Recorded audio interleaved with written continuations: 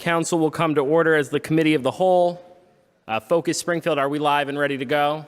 Thumbs up. All right, great.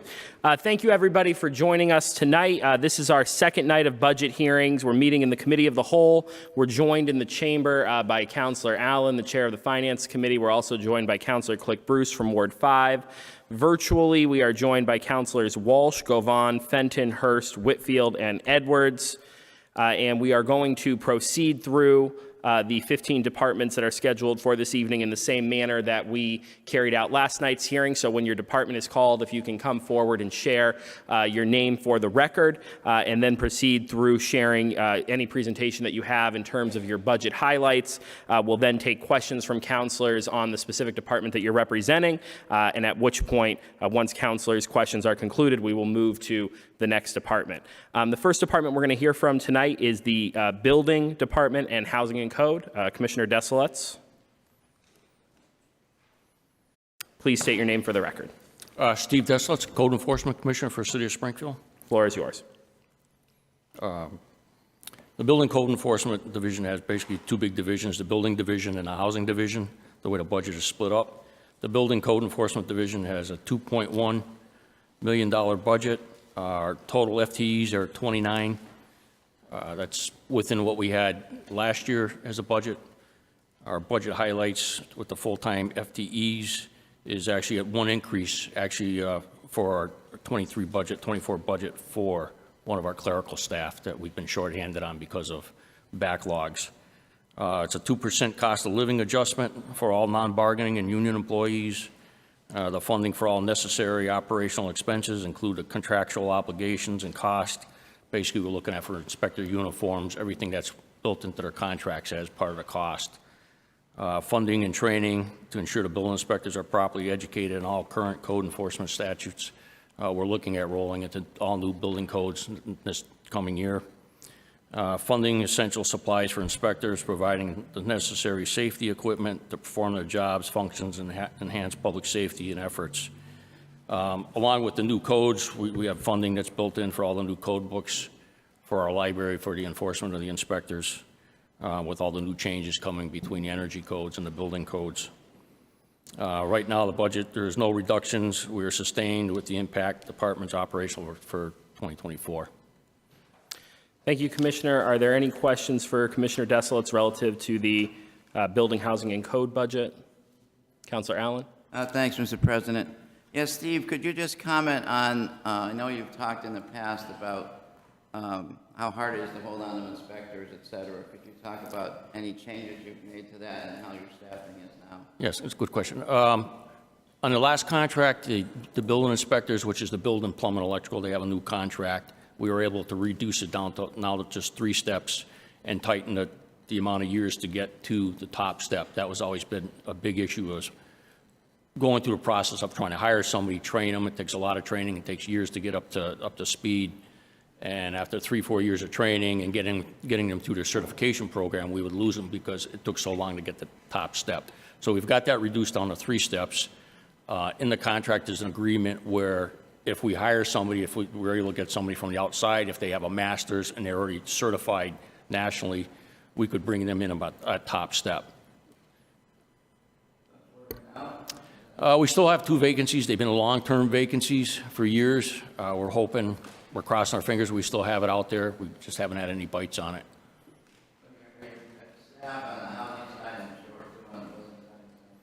Right now, on the building side, I have 2 vacancies for local building inspectors.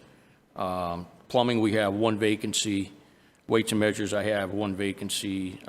Zoning officials, the officers that work in the field, we have a vacancy there. And currently, we have 2 clerks vacant. Thank you, Councilor Allen. Councilor Walsh.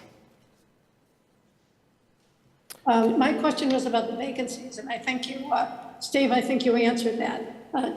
Are you hoping to increase the number of employees besides the vacancies, or do you think you have enough staff? If we could get the full staff, then we're running right down as fast as we need to go. I mean, we've got enough inspectors out there. It's just when one of the links of the chain break. You know, if we lose clerical staff, then, you know, they do all the dispatch for the inspectors. They do all the notices of violations. They prepare all the legal documents. So If that breaks, that doesn't make it to court for prosecution. So the three links in the chain, if we have full staff, we're up and running, we process full staff about 40,000 inspections a year and probably at least 300 to 400 court cases that are constantly moving. Oh, thanks for your hard work. Thank you, Councilor Walsh. Are there any further questions for the commissioner? Seeing none, Commissioner, one question on my end. The council a couple of years ago passed a regulation relative to short-term rentals like Airbnbs, creating a registry requiring they be owner-occupied, trying to protect the residential integrity of neighborhoods. I know there's been some issues with enforcement of that relative to both getting the initial permitting off of the ground and then the inspections moving forward. Where are you with that, and does this budget provide for proper staffing to carry out the regulation? Yeah, that's in the housing budget. I didn't move through the housing budget, but yes, it is, everything's budgeted. The inspector's budgeted. The clerical staff is budgeted. We're looking at recontracting again for the software. We have a software system that has an algorithm that goes out to the internet and looks at all these different VRBO sites to look and pick to see what's in Springfield and being advertised and how many times it's rented and everything. So we have that. Right now, we're just currently trying to fill the clerk's position. If we can get the clerk's position filled, we'll be running full steam on that. We're currently doing some interviews right now for it. All right. Seeing no more questions on building, did you want to proceed through the housing Sure. portion? Go ahead. Okay. Housing code enforcement, we have a requested budget of $1,153,103. We have full 17 FTEs. That's still fully funded in our request. We have the 2% cost of living adjustment for all non-bargaining and union employees. The funding includes the $110,000 for the mayor's Clean City program. This includes for all contractual obligations, which includes the normal safety, uniforms, supplies for the inspectors. That includes the funding for the host compliance, new software, and the FTEs and everything to run that part of the new program. We have increased funding to account for the cost of municipal liens and recording liens. That covers all our tickets and everything that gets moved to the tax liens at the end of the year, which usually we have about $300,000 to $400,000 just in fees and fines that we have to lien sometimes. Continuing funding for the CDBG program for the homeless prevention through its receivership program. And as far as budget reductions, we have no budget reductions. We're fully funded for '24. Thank you, Commissioner. Are there any questions for the Commissioner relative to the housing and code budget? Seeing none, without objection, we'll move to the next department. Thank you, Commissioner. Thank you. The next department we're going to hear from is Fire and Centralized Dispatch. Commissioner Calvi, can you state your name for the record? Good evening, Councilor. Fire Commissioner B.J. Calvi, Springfield Fire Department. And if you want to proceed with the Fire Department budget first. Excellent. This year's budget is for the Fire Department $26,374,550. It's a level service budget. This enables the department to continue to fund 288 FTE positions. 273 of those are uniformed, 15 are support staff. It maintains our health and wellness program, which is a state-of-the-art tactical athlete program in partnership with Springfield College. Maintains our fire prevention and education program, maintains our arson and bomb program, maintains funding for our contractual licenses for our software, maintains our gear replacement program where we replace 50 sets of turnout gear each year, maintains leases for our fire apparatus. This includes all of our funding for the 648 contract, which was recently ratified. Allows continued funding of our EpiPen program, which has saved several lives in the community, and maintains our internship program with Putnam Academy. Thank you, Commissioner. Are there any questions for the Commissioner relative to the budget for the Fire Department?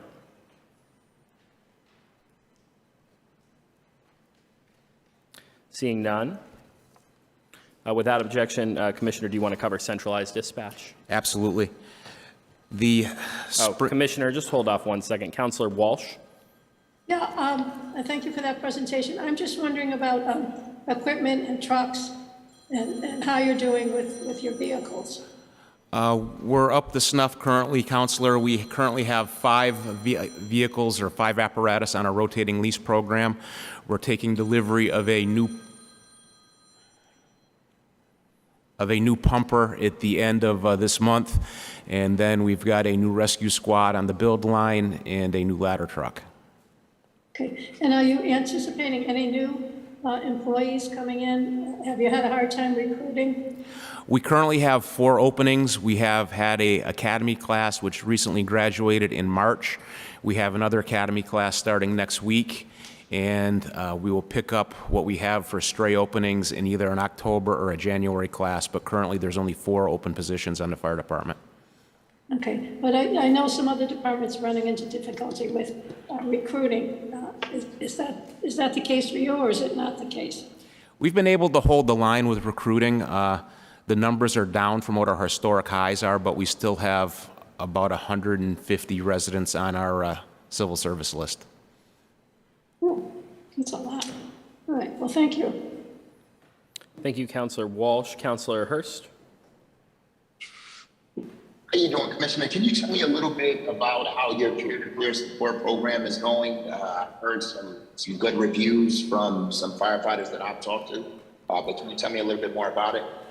Sure. The peer support program has several tiers to it. The first is true peer support, where we have members trained in how to talk with other members who may be having some difficulties dealing with calls or dealing with personal issues. If we have a call that is what's called a critical incident call, it starts with peer support. We move on from there to critical incident stress debriefing. And then if members are still having trouble, we have members that will help get them placed in a in-house treatment program. Has the program been well received? And how long has it been in existence? It's been in existence for about 6 years. We've been really starting to build it out and get more buy-in. Historically, in the fire service and the police services, a lot of people have been hesitant to talk about their feelings with other people, but as the culture begins to change, you're getting more buy-in from people. Tell me a little bit more about the culture. When you say when the culture has begun to change, what do you mean when you say that? Well, The folks just seeking help and acknowledging that they may need help. That's it exactly, Counselor. Usually people would just internalize all these problems. In years past, it's led to a lot of alcoholism and marital problems in people's homes. Now people are more willing. It used to be you had a lot of Vietnam-era veterans, Korean War veterans, World War II veterans that were on a lot of the protective services jobs, who were not very reticent to talk about their feelings. As the generations become younger, they're more reticent to talk about their feelings and what's bothering them. Okay, not because you're not having folks that have served, but because they're because of the culture. What is the reasoning again that you're attributing this to? It's just a younger, more evolved culture. People don't internalize their problems anymore. They want to talk about them. Okay, so you attribute that to them being younger. Yeah. And having more younger staff. Are you not seeing some of the more senior officers take advantage of the peer support program? They're starting to, but a lot of the more senior guys will still internalize some of their problems. Got it. Okay, thank you. Appreciate it. Keep up. Thank you, Councilor Hurst. Are there any further questions for the Commissioner relative to the fire department budget? Seeing none, Commissioner, centralized dispatch. Sure. The Springfield Emergency Communications budget for this year is $3,424,300. This funds 55 FTEs. 46 of those are public safety dispatchers, 4 operations supervisors, and 5 of our administrative personnel. It contains funding for all our contractual software and maintenance requirements. These include Guardian Tracking, Interact, Power DMS, Smart 911. Funds purchase of an online Q&A training program. Funds continued professional maintenance and cleaning of the dispatch center. That's open 24/7. Provides funding for all necessary administrative and operations personnel. And it includes task lighting in the center for this year. Thank you, Commissioner. Are there any questions relative to the centralized dispatch budget? Seeing none, Commissioner, a question that I have, I know that in the past, this department has struggled with high turnover just due to the nature of the position. How are we doing with that in this last fiscal year, and where are we on the salary range for these positions? So the turnover is somewhat down. We've been doing a lot to increase working conditions up at the center. The center's been open for 2 years up there now. It's a brighter, state-of-the-art dispatch center. We still run into some loss due to attrition. People will come to the city of Springfield, we'll train them up, and then they're superstars in the industry and then go to places where they'll take sometimes less money, but they'll have a lighter workload. Okay. Councilor Govan.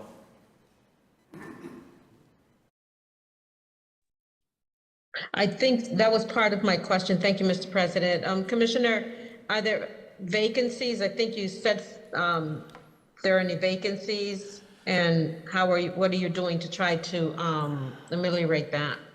So we just graduated a class of 6 dispatchers 2 weeks ago. They're in their field training programs right now.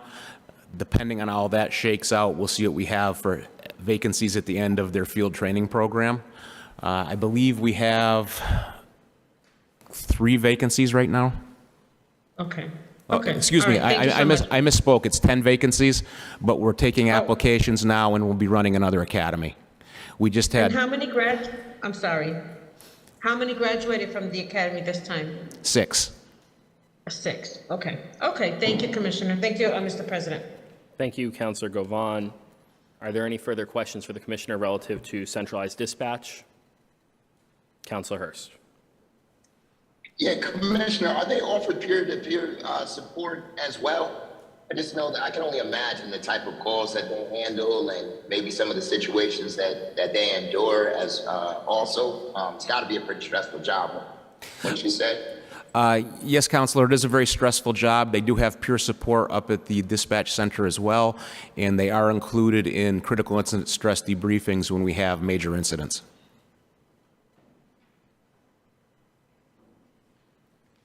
I'm sorry, through the fire department staff?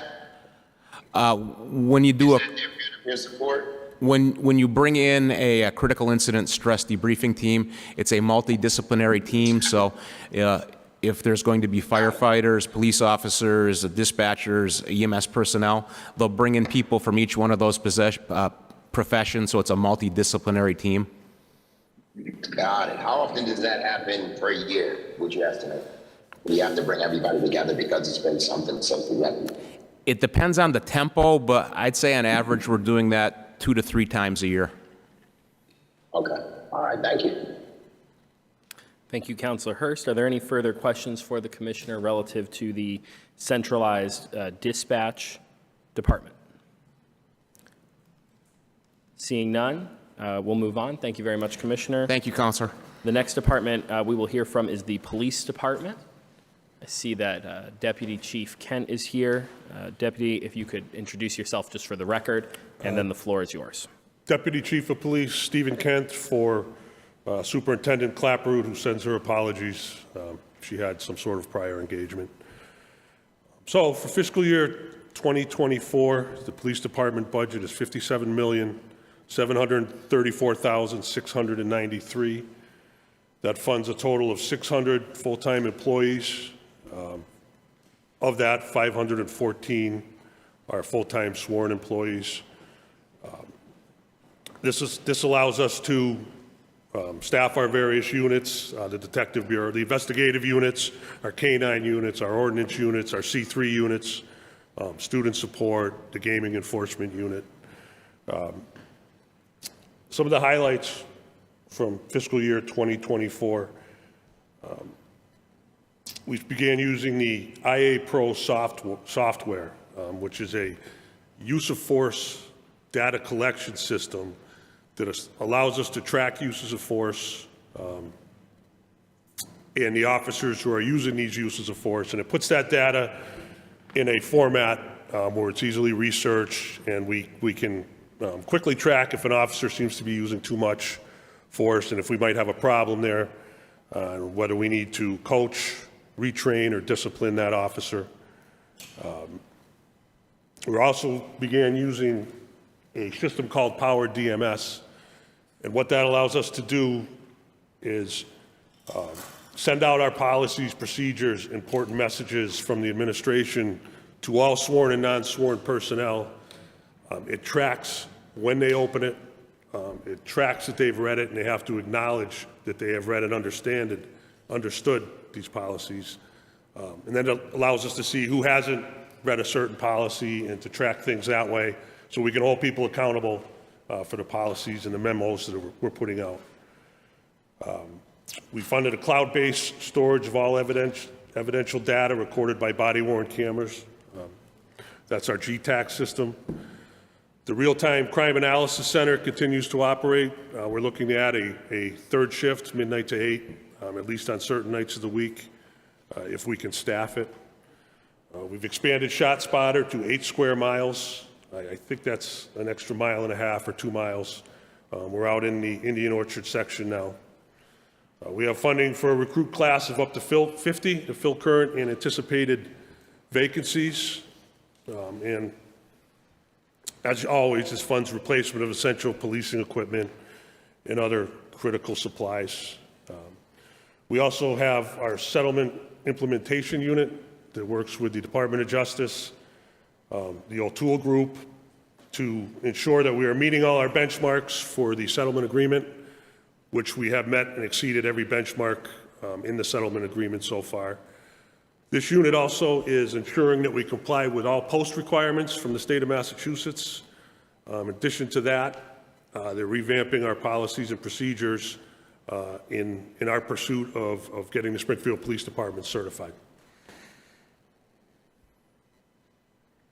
Does that conclude your presentation, Deputy? That does, sir. Thank you, Deputy Kent. Are there any questions for the Deputy relative to the Police Department budget? Councilor Govan.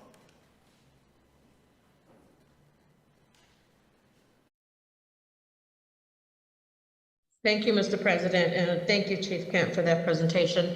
I guess my question, and I'm not sure if you're able to answer this or not, or Mr. President, if it's something that is going to be somewhere different, but I didn't hear anything about the Board of Police Commission and a budget item for them. I'm assuming that going forward, they're going to have some sort of a budget. Is that included in there somewhere, or where is that going to be coming from? My understanding, and I have, and I'm not claiming to be an expert at any of this, I think that budget, as they are supposed to be an independent body, I think that would have to come from somewhere else. I'm not sure. I don't see anything in our budget this year that pertains to the police commission. I see the CAFO is also in the audience. I didn't know if, TJ, you wanted to speak to this? Thank you, Mr. President. As we do with all of our boards and commissions, the cognizant department or the department where they're coming from is where the funding comes from. So if there's a need, and say in the Parks Department or the Parks Commission has a need, the Parks Commission will go to Pat Sullivan and ask for what they're looking for. Same thing with the Traffic Commission, they'll go to the DPW. We've approached the Board of Police Commissioners the same way. There's a need, they'll request it, and we will fund the needs that as they request them. Okay, thank you for that, because I know at the last quarterly, I think it's a quarterly review that's being done. At the last review, the judge was, they said that they're working on a manual for the Board of Police Commissioners and that there should be a budget for that. So I don't know when that's going to be presented and if we should have a number in mind, I guess. Okay, I guess we don't have the answers to that. Thank you very much. I can tell you that I believe the manual has been completed. I don't know if it has been received the final approval and been disseminated, but I do believe that there is a document that is either completed or very near to completion. Yeah, that's what they said at the last quarterly meeting, and that's the reason for the budget line item, I think, for the Board of Police Commissioners, which I think should be coming, I don't know if it's coming from the police department or if Director Sheehan said they're going to ask for it separately, which, okay. We'll just continue to look at that. Thank you. Thank you, Mr. President. Thank you. Thank you, Councilor Govan. Councilor Allen. Thank you, Mr. President. Yeah, Steve, Could you comment on the academies you had? I know we just graduated an academy. You know, I think we got 25 people out of that. Where does that put us on staffing and how in general? I think you were Counselor Allen. aiming to get 50, Thank you. I think. And could you just comment on the recruiting, the staffing, et cetera, and the, you know, the morale issues that we've all been talking about the last couple of years about choosing to be a police officer? So we had an academy class graduate last week. They hit the street Sunday night, I believe. We had originally hoped to put 50 people into that academy. I want to say that we ended up with 31 or 32 with 25 graduates for the city of Springfield, a couple others for departments, other departments. But I believe that we put 25 on the street from that academy. Our problems are not unique to the city of Springfield. Every single police agency in the state of Massachusetts, and as far as I know, across the country, is going through the same thing. Recruitment and retention is the #1 issue in law enforcement right now. We're waiting on civil service to score the latest police officer test, which I believe is coming out in June. And then we hope to grab 50 and start an academy of 50 sometime in the late fall. Whether we'll be able to do that or not, I don't know. We currently have 31 police officer vacancies. We have 3 lieutenants retiring in the next month or so. I anticipate 1 or 2 more before the end of the year, and I know next January we're going to be decimated by retirements just by the demographics of the police department. All the people, including myself, who were hired in the early and mid-'90s are all starting to age out. And there was a time from 92, I think, to about 96 or 97 where they were just hiring. So we're going to have a real big problem coming up if we can't figure out the recruitment problem. So, but currently it's 31 openings, 31 openings. 31 vacancies. And with the things you just talked about, that's going to add 10 or 15 or something, if not more. Oh, yeah. I would anticipate, and I'm just from the people that I know that I came on to the police department with, I would anticipate 10 or 12, probably maybe 15 in January. So, and our attempt is to add 50 or start. Correct. Adding. Correct. Is there any luck in recruiting people from other municipalities? I don't know that we're doing lateral transfers now. I think that we would if people showed interest. The problem is that every police department in the country is hiring. If you want to be a police officer and you meet the qualifications, you can go pretty much anywhere you want right now. I heard Boston, actually I know Boston, which is one of the premier police departments in New England. They put out a request for lateral transfers, and they got 3 for the entire Boston Police Department. 3 people wanted to go be a Boston police officer, leave their police department and be a Boston Police Department. So I don't know that would solve our problems. Certainly something that we could look into. We do have a good police department. People do want to work here, I think. It's just the overall state of policing right now. Okay, thank you. Thank you. Thank you, Counselor Allen. Counselor Hurst. Thank you, Mr. President. A couple things. Have we thought about doing anything like having signing bonuses for individuals who are looking to become police officers? I feel like I heard that one of the other surrounding communities, maybe it was Chicopee, was offering like $1,800 for signing bonuses. Have we thought about that to sort of lure folks to the city of Springfield? I haven't been involved in any discussions like that, and I don't know if that's on the radar. I think Chicopee was offering a substantial amount of money to go there. I want to say it was $15,000. I don't know. My simple answer is, Counselor Hurst, I don't know. Okay, fair enough. And then what do our cadets have to pay for to go through the academy? Do they have to pay for anything, or are we footing the bill for what it is that is required of them to go through the academy, gear, et cetera? So I believe that they have to pay for some of their gear, and I don't think that's changed. I know that I had to, and I think it still applies now. Their uniforms, they wear the khaki uniforms, as I'm sure you know. We obviously supply the critical police equipment that they need before they hit the streets, handcuffs, firearms, tasers, things like that they don't have to buy. But I do believe when they start that they have a certain equipment list that they have to buy, which includes clothing and things of that nature. And then once they graduate, obviously we supply their uniforms. No, understood. I felt like I heard from someone that it was a pretty significant cost to those individuals. And I'm just wondering, again, as we start thinking of recruitment, if there are some of the things that we can do on the front end to sort of encourage individuals to want to be a part of the Springfield Police Department and actually can afford to go through the academy, especially if they can't, they're having difficulties or might have difficulties. So just a thought. The other question that I have is the peer support program. What are your thoughts on how the peer support program is going? Have you heard anything? What does it look like? Is it effective? So, and Commissioner Calvi covered most of this. I could tell you that we have a peer-to-peer person available 24 hours a day, 7 days a week. I believe the team is either 6 or 8 officers ranging from patrolman all the way to the rank of captain. And an officer who is in distress or finds himself in need of a peer-to-peer support person can look on our telestaff system and find out who the peer-to-peer person is for that day and get themselves the number that way.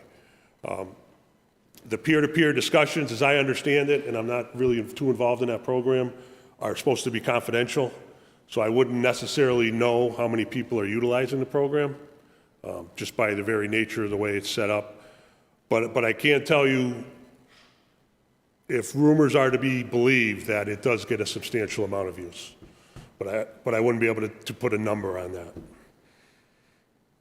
Got it. So I'll just add that I have talked to a few officers, and they have let me know that they don't feel as comfortable with the program as some of the firefighters that I've spoken to feel about the peer-to-peer support program that they have. And so it just seems to me that we ought to, really take a serious look at it, because from my understanding, those peer-to-peer support programs can be critical to actually addressing issues that officers may be experiencing early, and then ultimately allowing them to be some of the most productive officers that we can have here in the city of Springfield and the Commonwealth. And so I just, my recommendation would be that we really take a thorough look at that program and make sure that we're doing everything that we can possibly do to ensure that our officers get the supports that they need.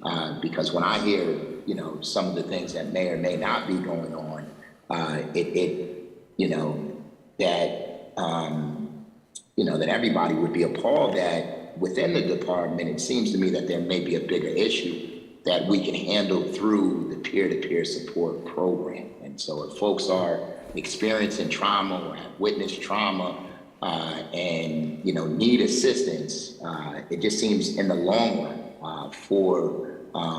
and even as we look at vacancies within a department, and what they're attributed to, it just seems to me that we ought to make sure that we have a very robust peer-to-peer support program, knowing that our officers who are placing their lives on the line every day see things that and witness things and are involved in things that most people don't see in a lifetime. And so making sure that we have those supports in place and making sure that officers feel comfortable taking advantage of those, to me, is critical to addressing addressing some of the vacancies, and then also making sure that we're retaining officers. So definitely, it's great to know that you have it, but at the same time, we want to make sure that it's the best program that is out there.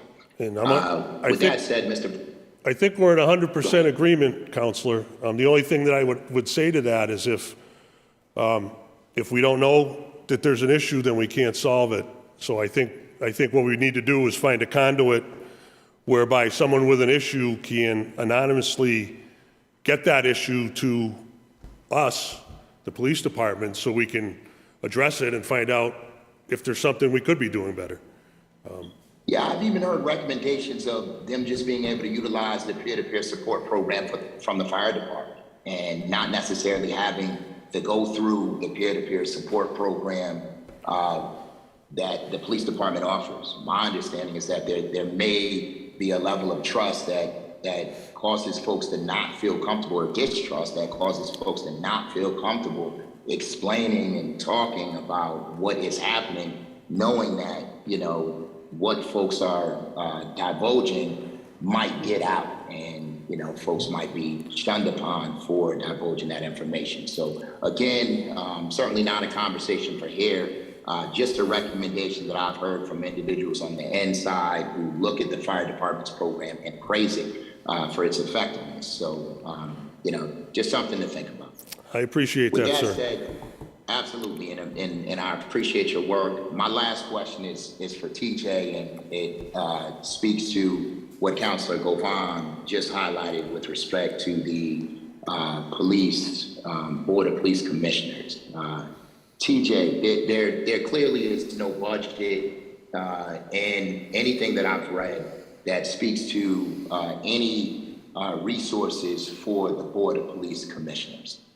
I think we all can agree that they ought and need resources for them to effectively do their jobs. And I assume what you're saying to me is that those police commissioners have not requested anything from the department heads, which is where they're supposed to go to request resources. Is that accurate, TJ? Because if they did, then it would be reflected in this particular budget. So Is that accurate? No, that is accurate. So the way any commission, historic, parks, any of them, we would, on police as well, they would give us a list of what they need, and then they will do the requisition through the police department, and then we'd order, similar to what we did the laptops when they asked for laptops. If they want letterhead, if they want business cards, any of the things that they would need would come from the operational budget of the police department. TJ, are any of the boards and commissions that exist now responsible for hiring and disciplining individuals within the department? As far as hiring, I don't know if the police commission has the hiring authority. Not hiring. But the discipline- Maybe I misspoke. Firing and discipline individuals within the department. No, I don't believe for that piece of it, no. I would agree with that. And it seems to me that anybody that is charged with that level of responsibility ought to have individuals that are independent from the department, that they're responsible for hiring, firing, disciplining, and promoting. I get that we talk about it in the context of firing and discipline, but it just seems to me that anybody that has that level of authority ought to have an additional set of resources that are independent from the department that they're charged with disciplining and firing. And I think we all can agree. I think we all can agree to that. There is an inherent conflict of interest that these same individuals have to go to that department head to request anything that would be used in disciplining and potentially firing, or to assist them in disciplining and firing individuals within that department. And so I guess at the end of the day, these individuals, or the individuals that I spoke to, were not included in any sort of budget conversations, and certainly were not aware that they needed to make requests to someone that they have authority over. That doesn't make sense to me, and I know if folks think deeply, it won't make sense to everyone else. With that being said, they've asked for some basic things even as far back as last budget hearing. I know they've asked for some simple things like stationery, P.O. boxes, cell phones, and they haven't, to my knowledge, and based off of the individuals I've talked to, received any of that. They've also asked for cell phones, to my understanding. And they've asked for cell phones because they don't want their own personal cell phones potentially being subpoenaed which they were threatened to be subpoenaed at one point in time if they were using them to conduct police commission business. So they were asking for that as well. In addition, they don't want to have to ask for permission to use the office space in the building, in the same building, where there are individuals there that they may be charged with discipline. That to me seems reasonable. And, you know, I certainly think we can all agree that folks might not feel comfortable doing their job if they have to coexist in the same office space of the people that they are responsible for discipline. Also doesn't give, you know, it doesn't give the public, you know, a level of, you know, a sense of trust that, you know, and transparency that we ought to have with not just our police department, but also with those individuals that are disciplining or holding our officers and commissioner, for that matter, or chief accountable. They've also asked for computer systems or a computer that is not tied to the Springfield Police Department server. The argument is that, you know, everything is filtered, or there's a potential for it to be filtered, and I get that that can be problematic. And the last thing that I've heard from them is that they want to be part of the National Association of Civilian Law Enforcement. Maybe they need to, which also just makes sense from a professional development standpoint, that we ought to have a board of police commissioners that is well educated in their craft and constantly learning how to get better and what other, you know, from other boards of or from other commissions throughout the Commonwealth and the country. So for me, these are reasons. I'm sorry, I forgot about the staff, and I also forgot about the independent attorney. Those are probably the most significant that seem like reasonable requests for them to do their job. I don't know if they need to get it in writing. I don't know if there's a lack of communication, but you know, it seems to me that something needs to happen, and that we need to look at this board of police commissioners just a tad bit different than how you are looking at the Parks Commission. So you certainly can respond. That is all I have, Mr. President. And you know, we have to do better. We owe it to the residents to do better. And we fought darn hard for this police commission as a body, and nobody should be accepting of where we're at right now. I mean, we're over a year in, and we're having the same basic conversations again. And as far as I'm concerned, these individuals are being set up to fail, and at the end of the day, we're allowing them to fail, and that's a problem. So, Council, just to comment on most of those requests that you have put forth in the hearing tonight are new to me, that maybe the answer is the submission for request should be submitted to me as CAFO for consideration, whether it's in the police department budget, in the law department budget, in my budget, or because we have ways to vet all the things that you have raised, and whether or not they may or may not make sense is the process we'd like to go through. You know, example, staffing. No idea what a staffer is going to do for 37 and a half hours a week. I would have to have a lot of questions about what that would be. Equipment outside of the police department network, something we can consider as a way to connect. I mean, there's all things we can talk about that have never been raised directly to me for a funding source. So I'm happy to have the conversation. I can't make promises, but I'm happy to talk about what the needs are and how to facilitate, if they make sense, that process. I appreciate that you're willing to do that. I just need to make clear that you've highlighted two different ways in which folks ought to be conveying their requests. It started with the department heads, and then now it sounds like it is ending with you, TJ. There needs to be a process in place, and we're over a year in. It's inexcusable. It's inexcusable. And I look to what my colleague, Councilor Fenton, is doing with the residency committee that has been formed. He's doing yeoman's work, and I don't believe he's doing yeoman's work, and they, in my opinion, don't have the same level of responsibility, albeit they have a lot of responsibility. And you know, they're doing a significant amount of work there, and I just feel like this process, we're just not there, and they need help, and that they're clearly not getting it. So I appreciate your consideration, TJ. If we could go back to the drawing board, you know, we gotta get it right. And I definitely, we gotta get it right. So I think you understand my point, TJ, and I'm glad that you're willing and receptive. They need to know, though. The commissioners need to know, because those that I talked to did not know this process. And if they don't know, then they're not going to get the funding that they need to be successful.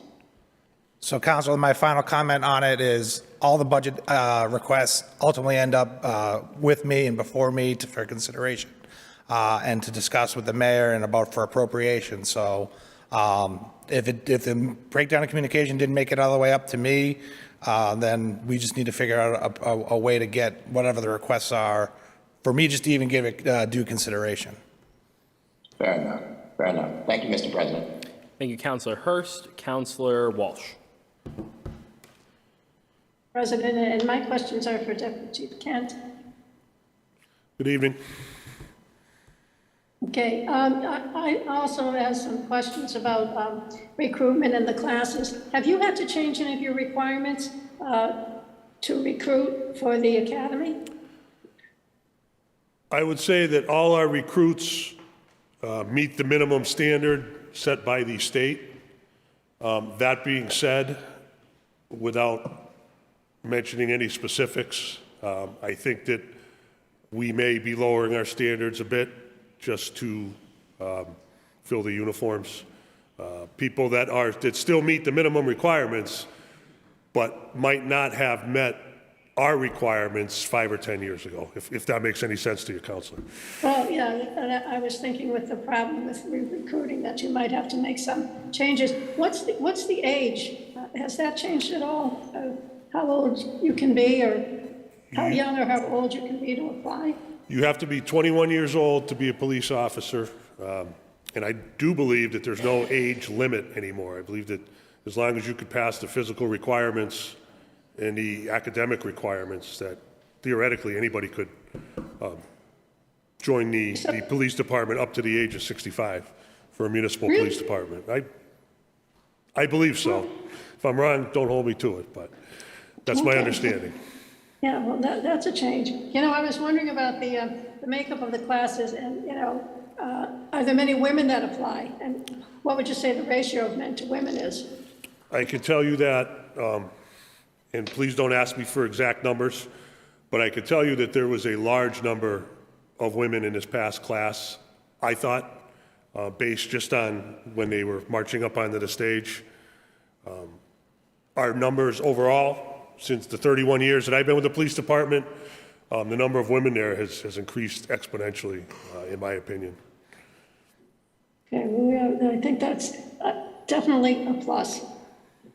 And I think they'd be very successful in helping people. I don't know if they're on your peer-to-peer boards, but I would think that that'd be an area where they would be very successful. So thank you for that information. Many of them are, including the one at the top. We like women at the top. Thank you, Councilor Walsh. Please let the record reflect that Councilor Fenton has joined us in the chamber and Councilor Brown has joined the proceedings remotely. Councilor Govan on the police department budget. Thank you, Mr. President. So I guess just follow-up questions or comments, I guess, regarding the police commission. I spoke to one of the commissioners at the DOJ meeting, and I asked him about a budget, and he said that when the handbook was completed, they were going to, I guess, include a budget in there. So based on that, and I think Chief Kent said that the handbook is maybe almost completed, and you haven't received any budget for the police commission, TJ? I have not. I don't really have an answer for you, Counselor. I do know that the budget, I believe, or the manual, I believe, has been completed. I don't know if there's another step before it's released. So I have not received a formal budget request from the commission, and if there is one, just forward it along. If it relates to the manual, obviously we'll have to get that out too, so. Mm-hmm. Okay, okay, yeah, because I agree with Counselor Hurst, who, you know, previously, in the last year and a half, I think that the commission has been active, they have been requesting resources, but have, I think, something as small as a stamp, they weren't able to get their hands on. So maybe they didn't know the process of how to request things. That probably wasn't made clear, but hopefully that with the handbook, that will be made clear. Thank you, Mr. President. Thank you, TJ. Thank you, Councilor Govan. Are there further questions relative to the police department budget? Councilor Brown. Thank you, Mr. President. I don't know if I can, you can hear me, is everything, can you hear me? I can hear you, sir. Okay. As far as the cadets, what does the cadet system look like? Now, we're talking the police cadet, not the police recruits, right? Is that the one? Yes, the police cadets. So, to the best of my knowledge, we have 13 working currently. We give a test periodically. I believe there's one coming up soon. We recruit at the local high schools and colleges to try to lure people into the program. And how long is that process? You know, the actual tests, like because I know individuals who are EMTs who wanted to be police officers, and I would say to them, I don't see how it could be difficult. How long is that process? Is it that long of a process? So, and I want to make sure I understand you correctly, Counselor. We're talking about the cadets who come on and work at the police station, they wear the light blue shirts, or are we talking about the people that are going to go to the police academy to become a police officer? No, the ones who wear the light blue shirts. Okay. As I understand it, the process is fairly quick. We give our own test. It's not a state test or anything like that. We give our own test. I believe that it's graded fairly quickly, and then it's just a process of a background check. Well, they have to fill out an application, obviously, after they pass the test, and then it's a background check, and then we put them right to work. There's a little bit of formalized training, but you know, not as much as it would be to become a police officer, obviously. And how many of those do we have in the loop? Do we have I believe we have 13 actively working now, which exhausted the last list off the last test.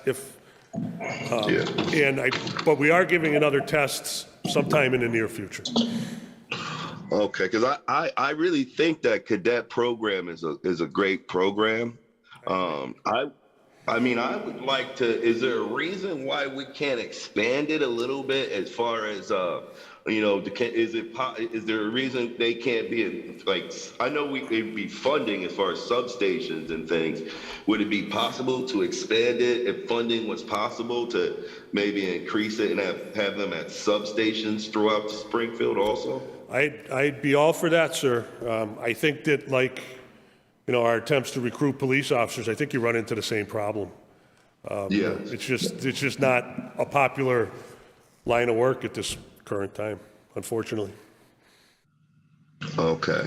Yeah, because I just, you know, I do know, you know, my father being a retired police captain, Captain Brown, you know, how it is as far as, especially now with a heated temperature, when it comes to recruiting with police. I would just think it as, I do know there's a lot. I mean, I know it has to do with a lot of different funding, but I would love to see more substation with some of the cadets in the area. If that's something, you know, we can maybe, you know, sit down and try to work on state and citywide to try to get some funding.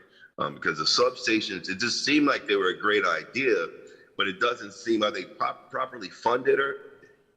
Well, you have to staff them too, Counselor. Just a point of clarification, we have 22 cadets working today with 2 vacancies. Okay. So I don't know where my number 13 came from, but it's 22. Okay. Well, you know, I always, you know, I always support, you know, like I said, my superheroes. They wear badges, they don't wear capes. I definitely appreciate the work you guys do, and, keep pushing, and, just try to push out good, great cops. But I do appreciate you guys serving and keeping us safe. Thank you, Mr. President. Thank you, sir. Relative to the police department budget? Seeing none, just a few quick questions myself, Deputy Kent. You're down 1 grant FTE. Did the grant end? Sorry, I'm sorry, I didn't understand. According to the budget book, you're down 1 full-time employee in the grants department. Do we know what that's due to? Yeah, I believe I have that here. I believe that's correct. And which employee is that? Not the name, but the position. I'm What not position? I'm not sure. It just says, Looks like TJ's coming with the assist. Thank you, Mr. President. We actually transferred one of the grant employees over to the finance department. Okay. To consolidate some grants over there. All right, so we're not losing the benefit of that individual. We've just moved them. That is correct. To a different department. Okay. And does this budget preserve the employee that's coordinating the Hub and Core program? yes. Yes. Okay. And then relative to the funds necessary for enforcement of the consent decree, are all of those funds included in the police department budget, or are some of them in the law department? I believe they all come from the police department budget.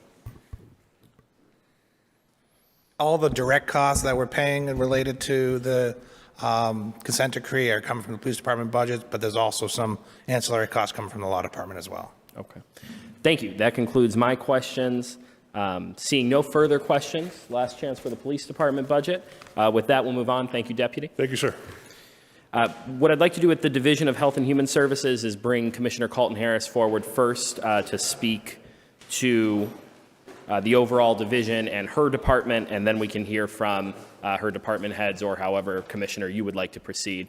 Certainly is up to you, but at this time recognize Commissioner Helen Carlton Harris. Thank you very much, Mr. President. The Division of Health and Human Services is pleased to say that we have all gone through some level of reorganization as far as our departments are concerned. We have added some positions. Some departments have stayed level. However, I believe that we are all comfortable with the budget as it stands. Each department head will come out and present their budget to you. As you know, we are very concerned about the fact that we are the division that handles mostly the human services and health side of the House, and oftentimes that's not funded in a way that preserves the work that we do with the residents of the city of Springfield. But I believe that as you listen to the budgets, you will hear, again, some reorganization, some level funded, and also the department heads have done an excellent job. I am absolutely blessed to work with amazing professionals who head these departments. And so if it's all right with you, Mr. President, I'd like to ask Lori Swanson from TJ O'Connor to come up and do her presentation. Certainly. Ms. Swanson, the floor is yours. Thank you, Commissioner. Thank you, Mr. President. So with a focus on public safety and animal welfare, Thomas J. O'Connor Animal Control plays a dynamic role in our community. In addition to traditional animal care and control services, our TJO staff provides guidance, information, and resources to people and animals in need. This budget is $1,683,599. And some of the highlights would include the Foundation for TJO Animals, which is continuing to provide grant funding to offset some of our veterinary salaries. That's in about a little over $103,000. We have 20.5 full-time employees. That's an addition of a manager of operations and an additional animal control officers, which will enable us to provide 24-hour service. We'll be actually answering the phones 24 hours a day. We've purchased a cutting-edge digital radiograph unit, which made a difference in medical care for many animals. The department is working with Emergency Communications to develop a plan for radio dispatch for the night shift ACOs to increase officer safety. And with that, I will just leave it open for questions. Thank you, Ms. Swanson. Are there any questions relative to the budget for TJ O'Connor?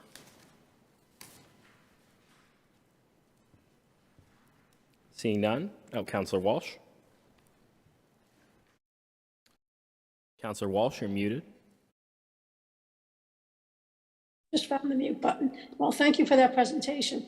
I'm curious about, I believe you just said that now you're going to have 24-hour service. Is that new? Yes, that's additional. We hope to start that once our newest animal control officer is trained and we complete the process with emergency communications. Okay, so the personnel that do that, would they be on Zoom, or are they actually at your location? They will be they will be housed at the Thomas J. O'Connor Animal Control Facility. This role will still continue to provide emergency services only, and so they will be going out, they will be dispatched through communications, and they will be responding to priority 1 level emergencies throughout the night. Okay, well, I think that's a good option, because things don't always happen between 9 and 5, especially emergencies, and you're fully staffed on weekends, is that correct? We're fully staffed. We have two vacancies. One is a veterinary assistant position, and we've had a couple of people move on to different positions within the organization, so we're filling people in those spots as we speak. And I believe you have quite a few volunteers. How does that work? We still have not gotten up to the point where we were pre-COVID. That's been a challenge for us to get a full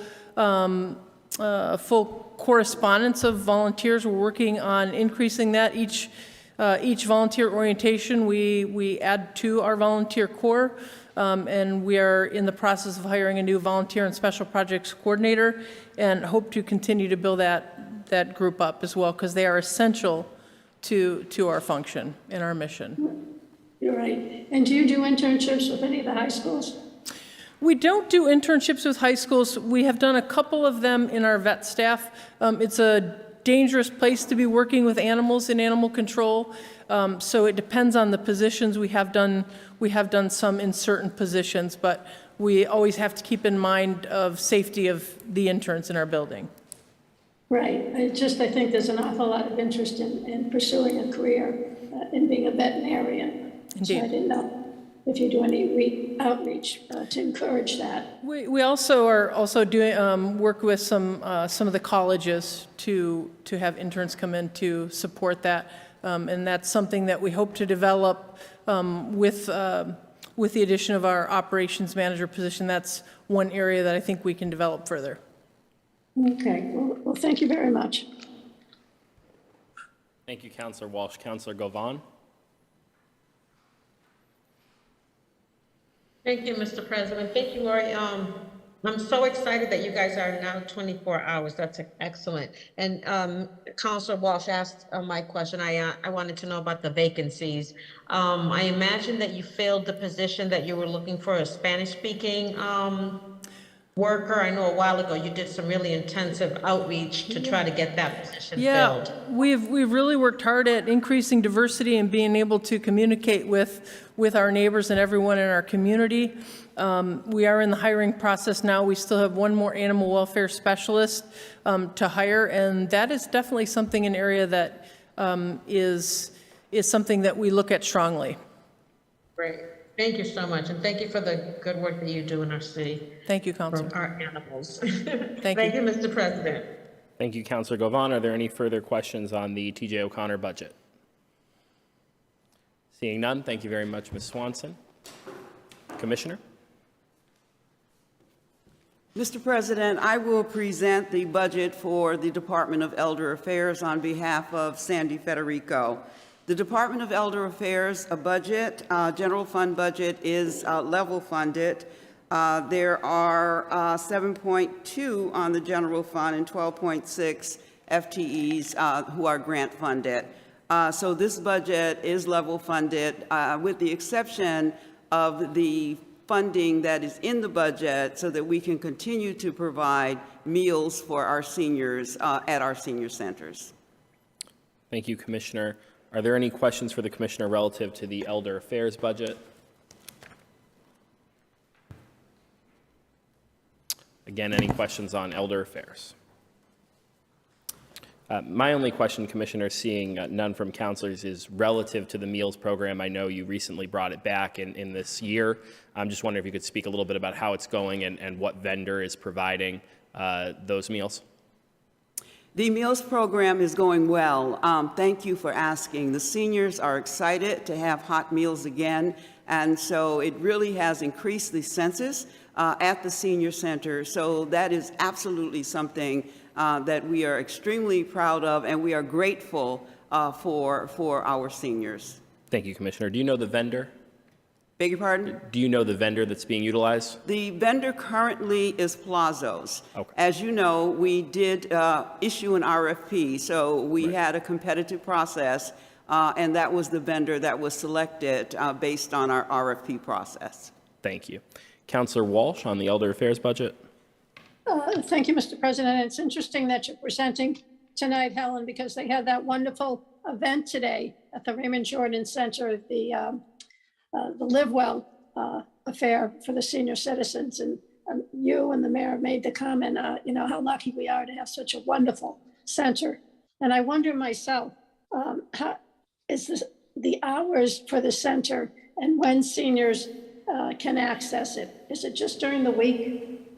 Currently, our operation is Monday through Friday, 8 to 4:30. So in fact, it is not open on the weekends. However, I will say to you that there are many events that go on at the senior center on the weekends, mainly by outside organizations. So there is activity there, but they are not specifically senior center programs.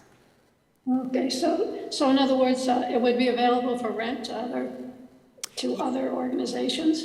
Yes, we do have an application process that we go through to vet individuals who want to rent the center.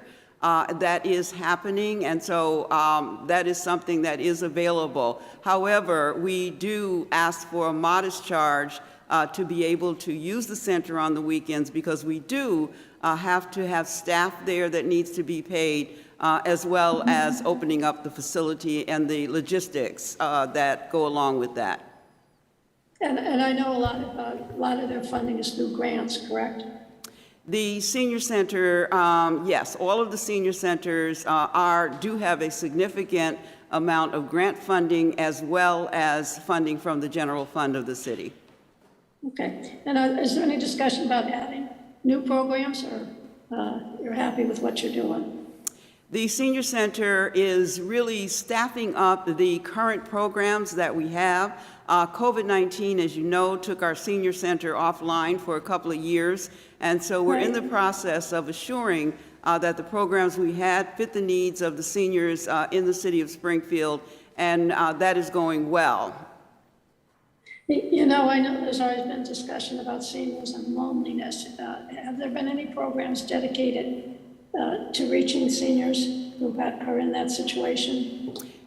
Thank you for asking, Councilor Walsh. And I think today when we were at the senior center together, and again, I thank you so much for being there, you saw many of the tables that had a lot of programs and resources. And so what we don't directly provide, we assure that our partners do that work. But there are definitely, our outreach teams are always calling our seniors to make sure they're okay, to check in with them, to assure that they are at least, understanding that they have support from the senior center and the staff there. They do an excellent job of outreach and education to make our seniors feel valued. Thank you, Helen. And again, thank you for coming this afternoon it was, right? Thank you. Right. Thank you, Councilor Walsh, and I will say, Commissioner, the council has been fortunate enough to use the Ray Jordan space on a number of occasions for civic engagement activities, and the staff there has been incredible, as have you been very gracious in that use. So thank you. Councilor Brown. Thank you, Mr. President. I was just curious, Commissioner, with the actual food distribution process, is there, I know they do have certain programs that will deliver the food to certain individuals who can't travel. Do you guys still, are you guys doing that? Were you actually delivering it, or you just have like one specific location where they're going to? We are no longer doing delivery after COVID-19 for our home-bound residents, seniors, and so we are no longer delivering food. However, each of our senior centers, and you know there is Hungry Hill, the North End, Greenleaf, as well as the Ray Jordan Center, do have access to food to be delivered at their sites. And they are really complying with being able to get those to seniors in their specific neighborhoods if necessary. Yeah, because I do know, you know, because you do an excellent job over there. You know, the both of those are in my district. I know of agencies where they actually give free rides and things like that. I was just wondering, is it possible for a senior who shut in to kind of have that person come and get the food for them? Currently, we do not have a food distribution transportation system. And so absolutely a senior can ask a relative or someone to come to the center and pick up a meal. That's certainly possible. Or our outreach workers, if they understand that the senior is in need, will deliver on occasion. But it is not the robust delivery program that we had during COVID-19. Also, we have purchased, I believe the cost, and TJ probably knows it, about a $95,000 van for transportation for our seniors to go on trips, and that we have just hired a CDL licensed individual to drive. So I said that to wrap it around the transportation, the programs, and what we are trying to do to keep our seniors mobile and assure that they are fed as well. Yes, and I just, you know, I just want to reiterate over and over again, I don't think that we truly can give you enough resources. It's always an honor to be in your presence, and you do an excellent job. And you're always top notch, and I appreciate you and the work that you do. Thank you, Mr. President. Thank you, Councilor Brown. If I might say that Sandy Federico and the staff of the Department of Elder Affairs are amazing individuals and should be congratulated for the work that they do for our seniors. But I appreciate your compliment. Thank you, Councilor Brown. Thank you, Councilor Brown. Are there any further questions on the Elder Affairs budget? Seeing none, Commissioner, which department will we go to next? If you do not mind, Council President, I'd like to ask Veterans Affairs to come up. Certainly.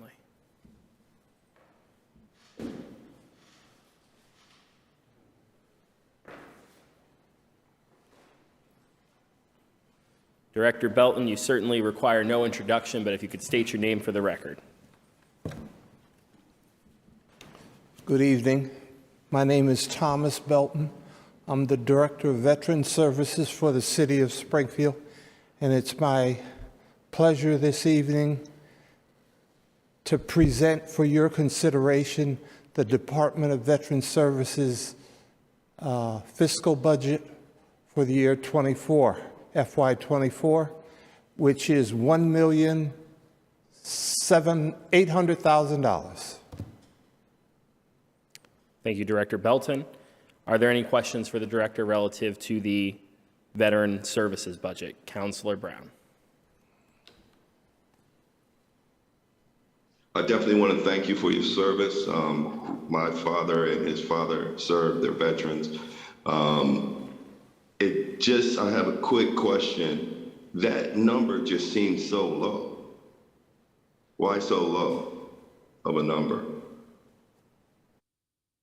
I really, I know as far as our veterans, we're not giving them enough. We don't do enough for the veterans. I believe we should have veteran housing. We should have, is there anything else we can do for you?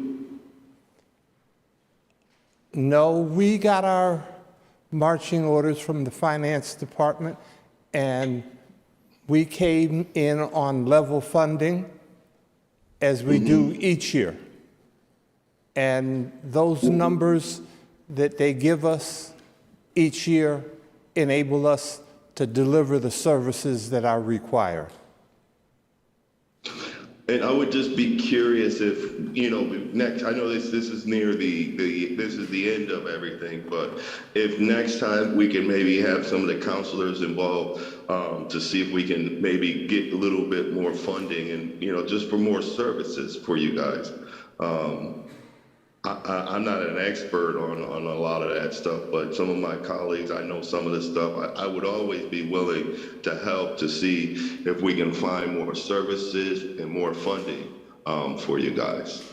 If that's something you'd be interested in, it's just, it just seems, I know we just need we need more help as far as serving the veterans.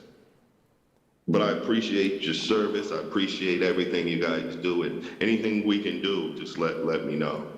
But thank you, Mr. President. We would be very open to that and welcome to that, but whether we get additional services or not, we're going to make sure our veterans population gets what they need. Thank you, Councilor Brown. Councilor Walsh. Thank you, Mr. President. And I'm sure Councilor Brown, having a Marine in charge of the Veterans Department, you can be assured that everyone will be taken care of. So, Tommy, I just want to ask you about staffing and how many people are currently working, and if you need more people in your department. We're budgeted for 6 full-time employees. At present, we have 5 people on board with 1 vacancy. Okay. And is that posted? Is that something you're going to be filling? That's something that we're actively recruiting for. It is on the job posting, yes. Yeah. And do you get funding from the state too for some of your programs or some of the needs of the veterans? Yes, we get funding from the state for a particular program called Chapter 115, which we manage, which is a state program with a collaborative effort of the city of Springfield. Has there been an increase in that funding, or does that stay the same too? I'm sorry, Council, I didn't hear you. Has there been an increase in that funding, or does that stay the same?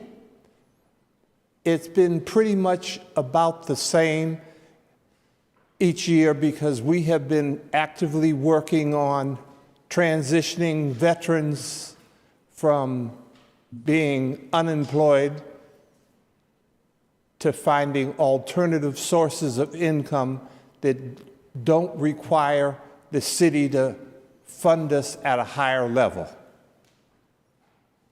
Oh, that sounds good. Well, and again, thank you for your service.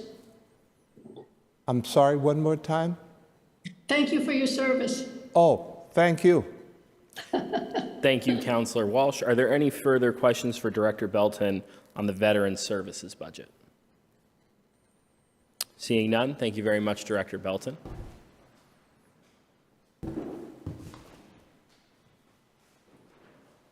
Thank you very much, Mr. President. I'm going to ask Molly Fogarty of the libraries to come up next, please. Director Fogarty gave me my first job in government stacking books at the Mason Square Library. Welcome back. Of course, and we're always welcome to apply for any vacancies that we have. Thank you, Commissioner. I'm going to take that as a compliment. It is. It totally is. We hire very good people. So our budget for fiscal '24 is $5,931,668. It funds 89.1 FTEs in the general fund, and which is a total number of employees, 108. It continues our current hours at 8 of our locations throughout the city, and adds hours to the East Forest Park branch. We're looking at additional 2 mornings a week and 1 evening a week, and to make that branch available more hours to residents of the city of Springfield. It has very many unique services. We have 3 study rooms, a state-of-the-art community room that's very much in demand, beautiful children's rooms and teen room, lots of state-of-the-art equipment, and our maker space, which includes a 3D printer, a sound booth, lots of STEM activities, robotics, and people are always asking for more programs. So we're really pleased to have that included in our budget. We also have additional funding to make our 2 of our community rooms available. The 2 most popular ones are Mason Square and the East Forest Park branch, and that will, the funding is for additional security so that we can close off the library and have the community rooms available 4 evenings a week. So we're really pleased with that. We meet all our Mass Board of Library Commissioners standards for public libraries, which qualifies us for state aid to public libraries. And the cherry sheet estimate for fiscal '24 for state aid is $538,000. So we're really pleased to have all our standards met. We are also continuing our mobile hotspot program. That funding is increase in funding because we needed it for 12 months this year. We have our Chromebooks and that are very, very popular. We've started a lot of new services. We circulate a lot of passes to local museums in the Boston area, the Basketball Hall of Fame, and that's really popular. And we have a new initiative this year that we are almost done with anyone who grew up in Springfield will love. We have digitized all yearbooks from all Springfield high schools going back to like 18 something. So it's a really great service to people. They can look for them from all over the country. So we're really pleased with our budget. We are going from 268 open hours a week to 277 open hours a week. And our funding is in there for our adult literacy program that Read Right Now. So Thank you, Director. Are there any questions relative to the library budget? Councilor Brown. Thank you, Mr. President. I just want to say, awesome job. I had a question about I haven't had a chance to see the state-of-the-art planetarium. Didn't you guys redo that? Not at the, that's at the museums, yeah. And you guys still, that library right there, you guys are still connected, you guys work with them over there? Oh, yes, we have a great relationship with the Springfield Museums. We do some collaborative programming and work on different initiatives, some grants together, so yes. But we are separate from the museums. Okay, because usually when I go over there, you'll see, I know you guys had a program that you were running. This was maybe like a year or 2 ago where you guys were running for kids with an art program. Yes. You guys still do something like that? Absolutely. We have art programs, writing programs, music programs. We have funding from our Library Foundation just for music programs, and we'll be kicking off our summer learning activities on June 20th. We have lots and lots of great music programs, concerts planned for the summer, so we're very excited about that. And the summer learning program is for adults, teens, and children, preschoolers, so all adults can join and you can win prizes. We have a big ice cream social on June 29th at the Mason Square branch to kick off the adult summer reading program, so we'd love to have you all there. Thank you. Yes, and that's just, and that's a thing as far as your advertising. You guys do so much stuff. I mean, I know it's hard to keep up. I want to thank you for everything you do. I just want to say an awesome job. You guys really have so many things that are coming up. I want to, hopefully I can keep track of everything, but excellent job. Well, thank you very much. And we have a great, wonderful, dedicated staff who work really hard and are very passionate about their work. So thank you. Thank you, Councilor Brown. Councilor Fenton. And thank you, Molly, for your presentation and everything you do to support the library program. Councilor Allen, who had to leave for another appointment, asked me to read his comments. They are as follows. The East Forest Park Library was built and completed in December of 2019. It opened in 3 months. It was closed because of COVID hitting us hard in March of 2020. We are, of course, open again, but it always struck me that we could be getting more use out of that library, both in terms of the library itself and the community room usage. We have such an investment there in the building. It could be great to get more use out of the building for the community. To that end, I requested that Molly get an increase in the library hours and community room availability. I know that some improvement in those hours has been recommended in the budget.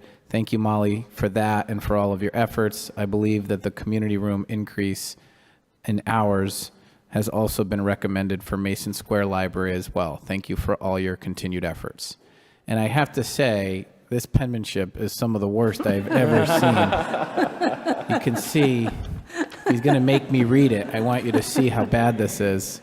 But thank you, Molly, and that's from Councilor Allen. Thank you. I'm going to have to enforce the rules of decorum here in a minute, Councilor Fenton. It's fighting words. Thank you, Councilor Fenton and Councilor Allen. Councilor Walsh. Yes, and I'm just doing a follow-up with staff. Do you have much turnover, Molly? Or it seems like a lot of the people there have been there for quite a while. We have currently about 4 vacancies that we're actively recruiting for. We did have, I think during COVID, several people retire that probably would have stayed longer. And sometimes what happens when we post a full-time position, we have part-timers who apply for the full-time position. And so there's a lot of internal movement, and then we then have to post another position. So right now, I mean, we're really pleased to only have 4 vacancies. Okay, and I had a question about, since we're speaking about East Forest Park and how appreciated it is, the use you're getting. How's that Promise program going as far as East Forest Park is concerned? We're very close to finishing the campaign. It was a $2 million campaign, and I think we're almost right there. You know, it's about $300,000 short of the $2 million, and we have some donors that are coming forward. The great part about the Library Foundation is we've seen they're starting a planned giving initiative, but we're seeing some actual donors coming forward. We're getting from people's wills and estates substantial contributions to the Library Foundation, and some in the amount of $400,000, $450,000. So the foundation is growing their endowment, and all of the funding that goes to the foundation then is distributed to the library.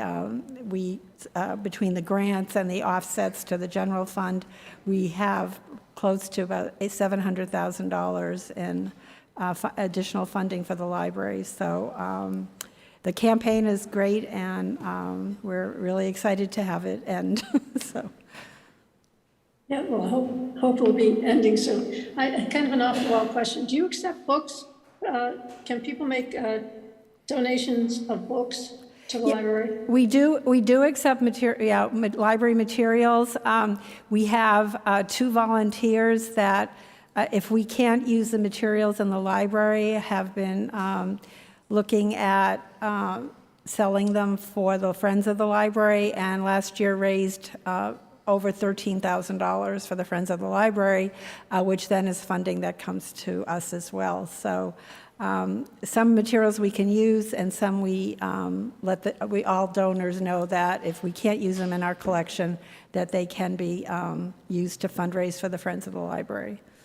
That sounds good. And by library materials, what does that actually mean? Does that mean books, It's mostly magazines? books, yeah, it's mostly books that people donate, yes, yeah. Okay, good to know. Thank you. Thank Keep you. up the good work. Thank you. Thank you, Councilor Walsh. Councilor Govan. Thank you, Mr. President. And thank you, Molly, for that report, which is great. I always love the library reports. I always wanted to be a librarian. I was talking to Jean about it. So I wanted to know about the vacancies, and I think Councilor Walsh asked the question. Do you guys take any summer kids for any jobs for the summer? No, we haven't had any for several years. No. Okay, okay, and I know COVID played a big part in the library when it came and it had to be shut down. I think you guys did an amazing job pivoting, and a lot of the kids and adults actually benefited from the programs that you guys did during COVID. So thank you so much for that. Well, thank you. Mr. President. Thank you. Thank you, Councilor Govan. Are there any further questions for Director Fogarty on the Library Department? Seeing none, thank you very much, Director Thank you. Fogarty. And Commissioner Collin-Harris, I think all that is left is the direct Department of Health and Human Services. Yes, the Department of Health and Human Services is presenting this budget and is really satisfied with the way in which this budget is structured. We were able to do some reorganization so that we were able to add some new and critical positions to this budget. A Healthy Springfield coordinator that will work with infant mortality, child maternal health, as well as continue our outreach efforts as far as COVID-19 communicable diseases are concerned. A digital media specialist, which is critical. We found out during COVID that we needed someone who was able to work with the data in a way that was broken down and communicated to the community. Environmental health advocate is another position we currently have for. These are the individuals who inspect the restaurants. These are also revenue generating positions in environmental health, and an environmental health deputy director, which really does the enforcement around environmental health in the city. So we're pleased that we are able to staff that department up a little more robust and build capacity.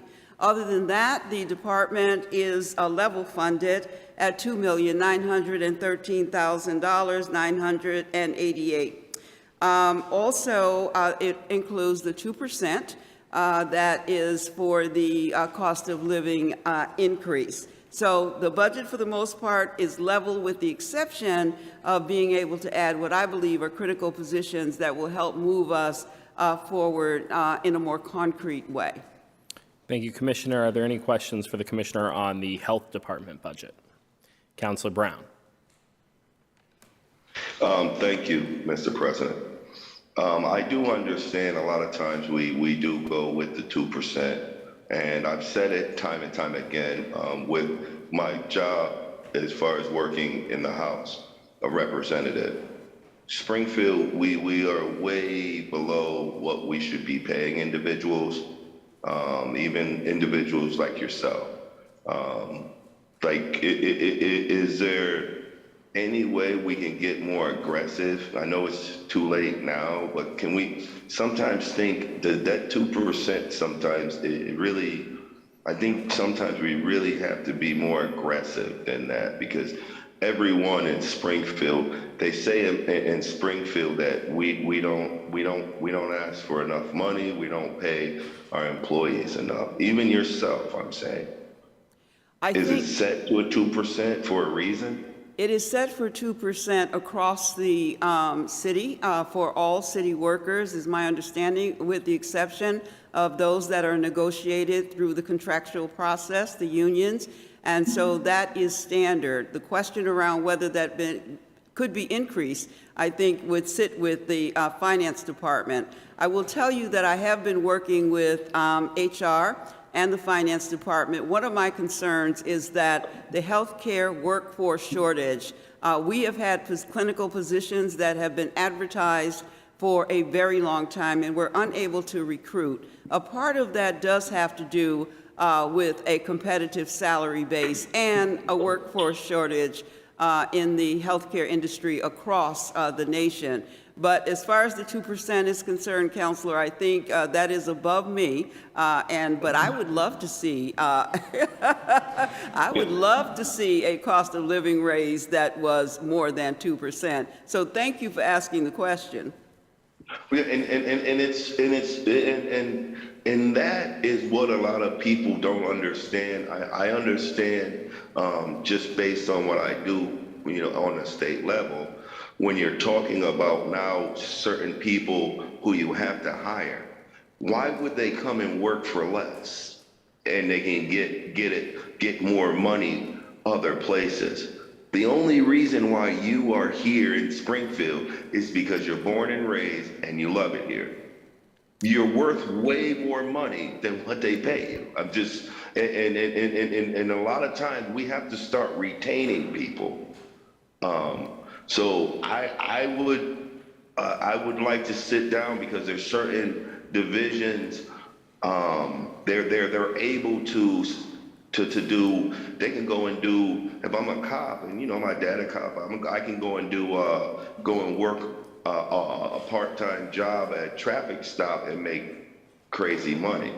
With the COVID and the way that it affected your actual department, it still hasn't been addressed. 2% to me isn't enough. And those are just, my personal beliefs. You can't go 2% across the board. But thank you for your work, and thank you, Mr. President. Thank you, Councilor Brown. Are there any further questions for the Commissioner relative to the Health Department budget? Seeing none, thank you very much, Commissioner. Thank you, Council President. Just to let folks know where we're at, it's about 7:15 with about 6 departments left. So our next department that we'll hear from is Planning and Economic Development. Director Sheehan. Thank you, Mr. President, Councilors. Tim Sheehan, Chief Development Officer.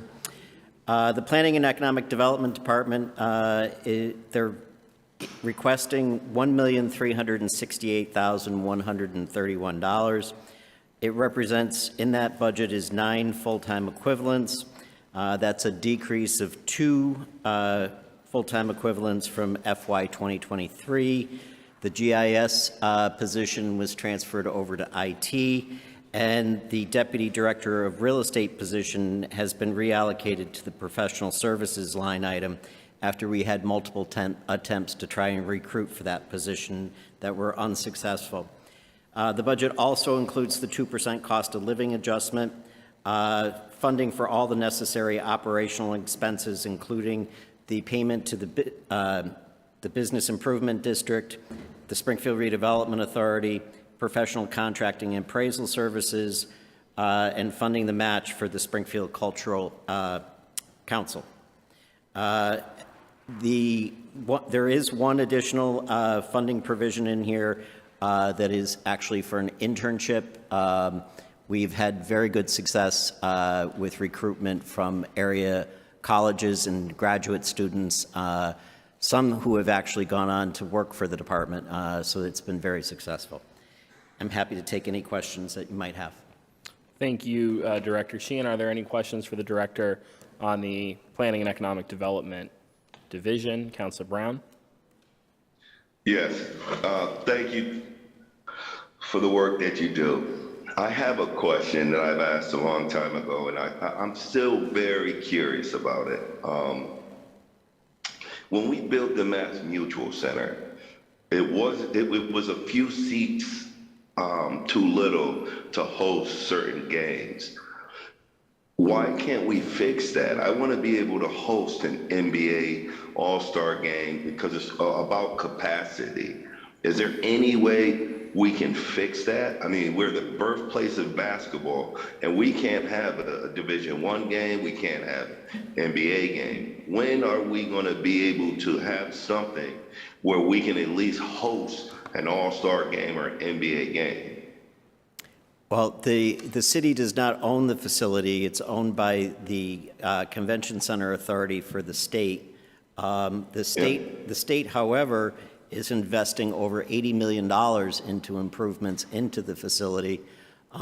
Increase in capacity in terms of seat numbers, I simply don't have the answer for that, but I'd be happy to have that conversation with regards to the Convention Center Authority.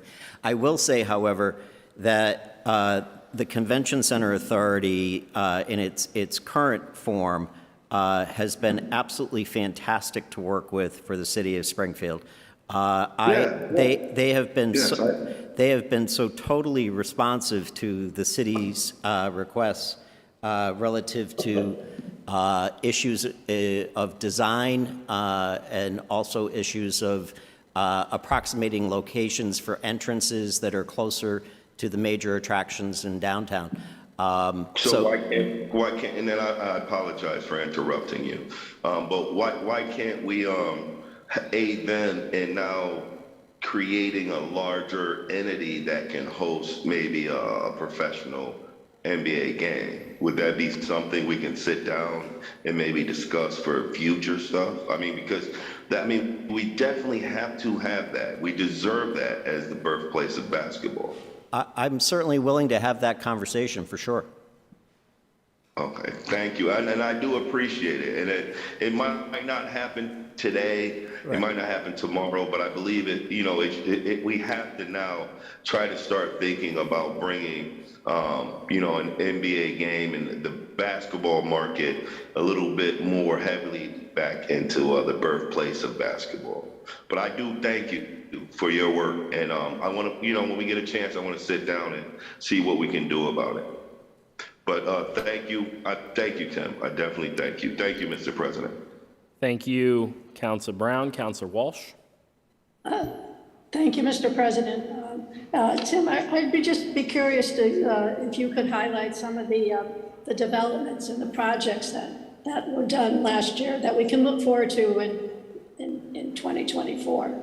Well, obviously, we have our neighbor from this building, 31 Elm Street, is advancing very nicely into a completed project. And we look forward to seeing that come to total fruition. I think it will certainly be very dynamic for the downtown and really, begin to set the pace relative to urban living in the downtown from a market rate perspective. As we've advanced with Willie's Overland, this will be another market rate development that's coming. With the foreclosed properties that the city acquired, we ultimately got 5 responses on those. There's 2 local developers that have responded, and then there are 3 national developers who responded as well. They're all looking for a component of market rate housing. Fortunately, all of them are looking at preservation of those beautiful architectural assets on our main street. So we look forward to, over the summer, completing that process.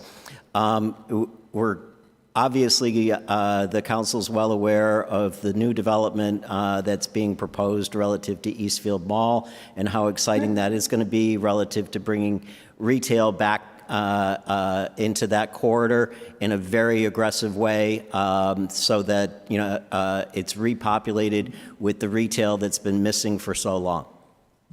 Okay. Well, speaking of Eastfield Mall, I was at a meeting there a couple of weeks ago. People were excited about the project for Eastfield Mall, but they were concerned about the Sears building. The Sears building is a separate standalone ownership structure.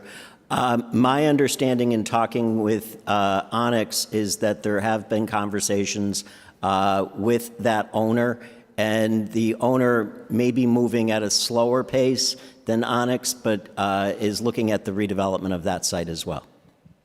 And there also was going to be, Councilor Govan and Councilor Victor, were there, they're also going to reach out to help out the people that were the walkers, the mall walkers.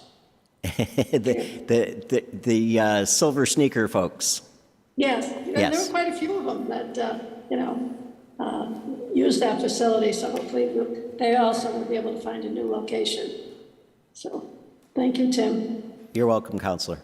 Thank you, Councilor Walsh. Are there any further questions for Director Sheehan on the Planning and Economic Development budget? Councilor Click-Bruce. President, it's more of a statement, and I just want to be on the record. Also, I want to echo what Councilor Brown is saying with us looking to fill capacity with bringing different entities into our Mass Mutual Center. But also just want to, for the record, I'm a proponent for bringing a sports complex to the city of Springfield. I think we really need to start thinking outside the box, and we're missing a market here. And I echo what Councilor Brown is saying with we're the birthplace of basketball. And it behooves me just to, I travel to these AU tournaments with my kids and kids in the community and to these beautiful facilities, and we don't have one here in the city of Springfield. And sometimes I get choked up because I'm passionate about this. I've said it in several different meetings, and I really want to see this for the city of Springfield.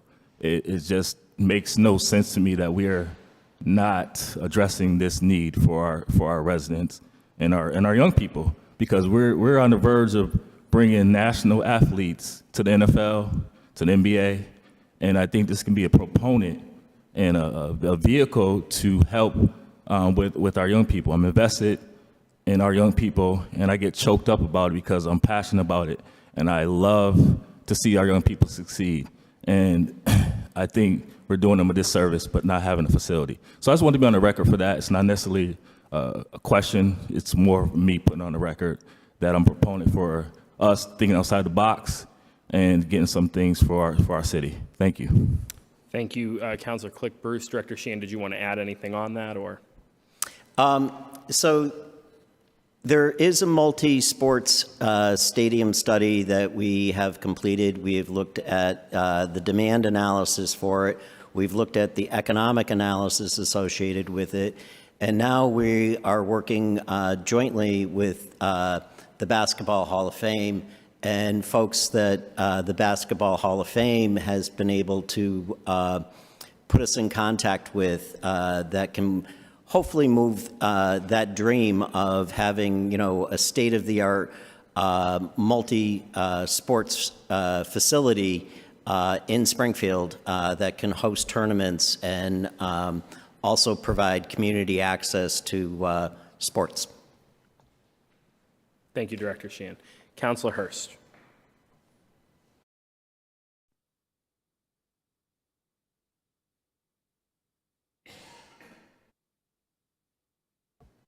Councilor Hurst, we cannot hear what you are saying.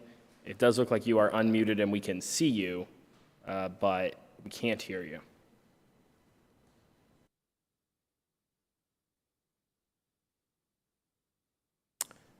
The situation with us not being able to hear you persists. I might suggest disconnecting and reconnecting.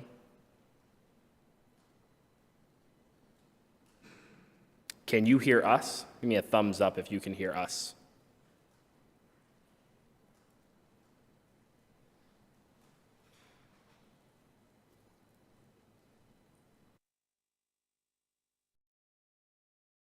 Okay, Councilor says disconnected. I assume he's going to attempt to reconnect. While we wait on him, are there any further questions relative to the Department of Planning and Economic Development? Seeing none. Director Sheehan, I have a question. There's been a longstanding conversation about the need for additional support for the Springfield Historic Commission relative to their work, especially as it relates to the creation of local historic districts. Certainly that is something that we had a robust discussion about a couple of weeks ago. And so I know in the past there's been funds allocated in the budget for hours to utilize the preservation planner, I think at PVPC, to support that role. There's also been discussion about creating a part-time position or a full-time position within the department. Where does that conversation stand in the context of this budget? Are there either funds provided for additional hours, a position? Where are we on that? So, Mr. President, the budget does account for it. within the 9 full-time equivalents, we're in the market trying to recruit for 2 positions. One is actually that position that's works with the Historic Commission, and I think you'll be and the preservation advocates should be very pleased with that job description has now been heavily weighted towards having a high degree of experience with regards to historic preservation. Thank you. Can you forward that job description to the council? I'm happy to. And is that search ongoing or? It's just beginning. Just begun. Okay. Yes. Great. I certainly would also maybe recommend reaching out to some of the folks that have been active around this. It's a specific ask, so they may have networks that could support that search. Councilor Hurst, I see you've rejoined. Yes, can you hear me? We can hear you. The floor is yours. Okay, good to hear. So I just want to echo the sentiments of my previous colleagues. I know Councilor Click Bruce and I have had a number of conversations just around a sports complex and the impact that that could have here in the city of Springfield. And so, I guess my fear is that, we've had $123.9 million that was supposed to go to communities that were disproportionately impacted by the pandemic. And we all know that, these same communities were, things were exacerbated because they had underlying conditions. We also know the impact of folks moving around and being involved in sports can have not just on our young people, but also on young adults. And so if we were ever looking to make a significant investment in the city of Springfield, it seems to me that we ought to have utilized that ARPA money to really invest in our young people. I believe the study that you're referring to and the conversations that I heard actually started over at least a year ago and maybe a couple of years ago. And so what I've been hearing from the community is folks want to know when. And so when you start thinking about the hooplandias that are getting ready to happen over in West Springfield, to me, folks ought to be looking at that as an embarrassment. And the fact that, we have $5 million that is going to be generated into the local economy that is not going to be the Springfield economy, for me, is problematic, especially because we're the Basketball Hall of Fame. And like, LeVar stated, my sons are involved in AAU as well. And the type of high-level complexes that I've been able to experience through going to my son's AAU games, there is no excuse why we can't find a way to have one of those facilities here in the city of Springfield. I also echo what he was saying. I mean, we're producing athletes that are not just athletes, right? So when we think about a sports complex, we also need to think about some of the other things that a sports complex can do and some of the things that we can be teaching our young people through the sports complex, especially when you start talking about the back end of what happens, with sports in terms of ownership and, really just talking about the numbers from a financial literacy standpoint. And then there are a number of other things that can happen with the sports complex if we get creative. On top of that, it can bring in tourism. On top of that, it can bring in revenue to the city. And so all of those things seems like, we ought to take into consideration and make something like that happen.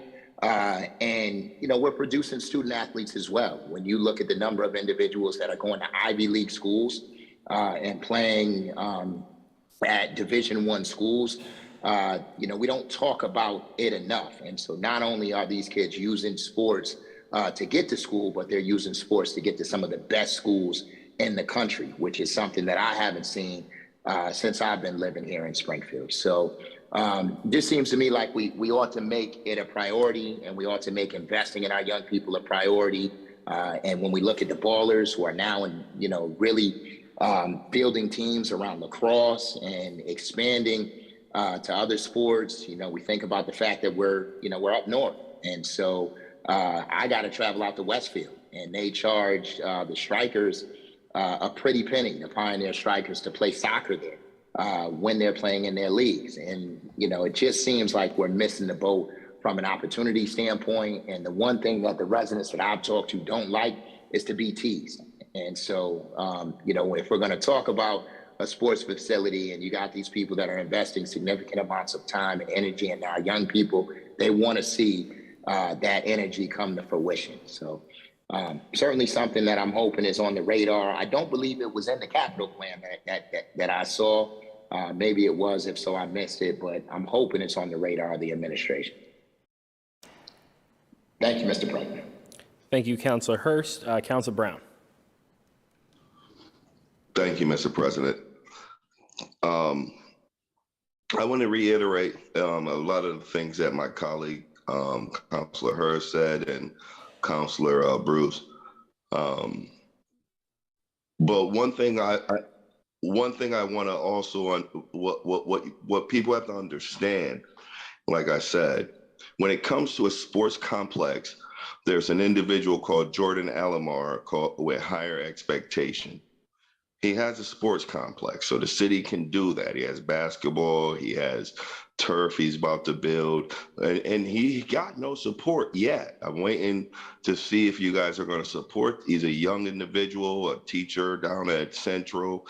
He has not got any support yet, but he's doing it himself. So a sports complex, what I still reiterate, like I said to Commissioner Colton, we have to think even bigger. So I do want a sports complex, but I want a sports facility. I want a sports facility, but let's build a sports facility and put something where we can do NBA basketball games. If we can't do an NBA, that makes no sense to me whatsoever. So I do understand what my colleagues are saying. We're the birthplace of basketball. And when you think about the commitment that it goes to student athletes, I mean, we're D's, but we're pushing out A pluses. Joe Griffin at BC is my little baby cousin. I trained him. When you think about Springfield youth football, the Ballers, you think about RBC and all of, I mean, there are so many individuals, but we don't ask for enough. We need to be able to host an NBA basketball game, all-star game. We need to have, we should have, our sports facility should be incredible. We are the birthplace of basketball. I give us an F minus. So I just really want to sit down and try to think about how we can make something. Let's concentrate on that. Thank you, Mr. President. Thank you, Councilor Brown. Are there any further questions relative to the Planning and Economic Development budget? Seeing none, thank you very much, Director Sheehan. We'll go to Information Technology. Mr. Doty. Thank you, Councilor. Well, it's a year's gone by. I'm going to say the same thing I do every year. We're kind of the glue that binds. We're the department that touches pretty much every other department in one way, shape, or form. So our goal is to build a secure environment, secure infrastructure that's reliable, redundant, and resilient. So that's our focus, is really security is number one and reliability is number two. You know, we house pretty much the financial accounting system, all the emails, the telephones, the cameras, so the responsibilities are expanding. As CDO Tim Sheehan had referred to, we did take one person from his department, bring him into our department because he was better suited to be there. So we've made some strategic changes that have benefited the department immensely in the city. Does that conclude your presentation, Director Doty? Yes. Thank you. Are there any questions for the Director relative to the IT department budget? Councilor Walsh. And thank you, Andy, for that presentation. How many employees are there? So we are currently at 26.2 budgeted at this point in time. We're working on with a program with the school system called After Dark. We have 4 interns at this point in time. The goal is to try to work with the interns that are transitioning to college, before they get to college to kind of give them a taste of the workforce. We have 4 of them. They are part-time right now. We're going to be kind of keeping them through the summer to try to give them a little bit more of a taste of what it is to work in an IT environment. And like I said, we've made some strategic moves throughout the city. So IT technology, are you a 24-hour operation? Yes. Yes, You we are. are? Yes. Are you staffed for 24 hours, or is it remote, or people there? It's basically response to any issues that may occur. All of the systems that we have are monitored. So if there's any kind of outage or any kind of issue, those systems report back to us, and we make the necessary repairs immediately.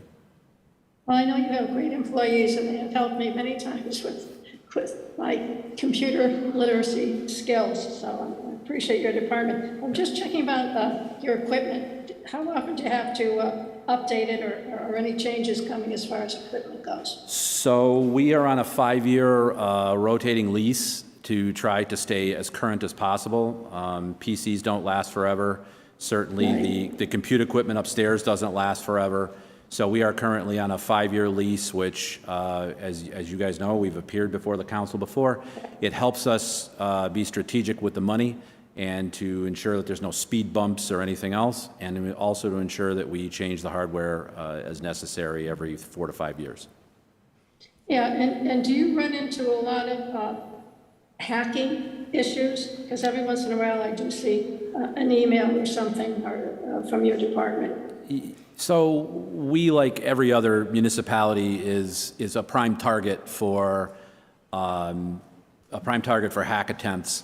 That's why it's so imperative that we stay current on the technology. Staying current on the technology helps us thwart some of those attacks. We're certainly not invulnerable, so certainly it's we could be attacked at any time, and we are. But we try to put measures and processes in place that help us to thwart any attacks as quickly as we can. Okay, well, thank you for that, and keep up the good work. Thank you, Councilor Walsh. Councilor Brown. Thank you, Mr. President. I just had a quick question as far as the school system. Do you effectively support the school system and their needs when it comes to IT and security? So we don't, they have their own IT environment, so then they're a separate entity. But we should be very clear that we do work hand in hand. A lot of our technologies they've adopted, a lot of their technologies we adopted. So there's a lot of efficiencies put in place as a consequence of working with, working hand in hand. Okay, because the reason why I also ask is because right now there is going to be a huge issue when it comes to student cell phones. And I know there's technology they use to damper it and things like that. I mean, I'm a computer geek, but what are you guys? What do you guys? Do you guys have anything as far as helping them with that? I mean, I know the laws aren't really in place, but I know that there's certain schools, and that is coming into light right now with the actual student cell phones. Yeah, that's something that the school system would have to work through.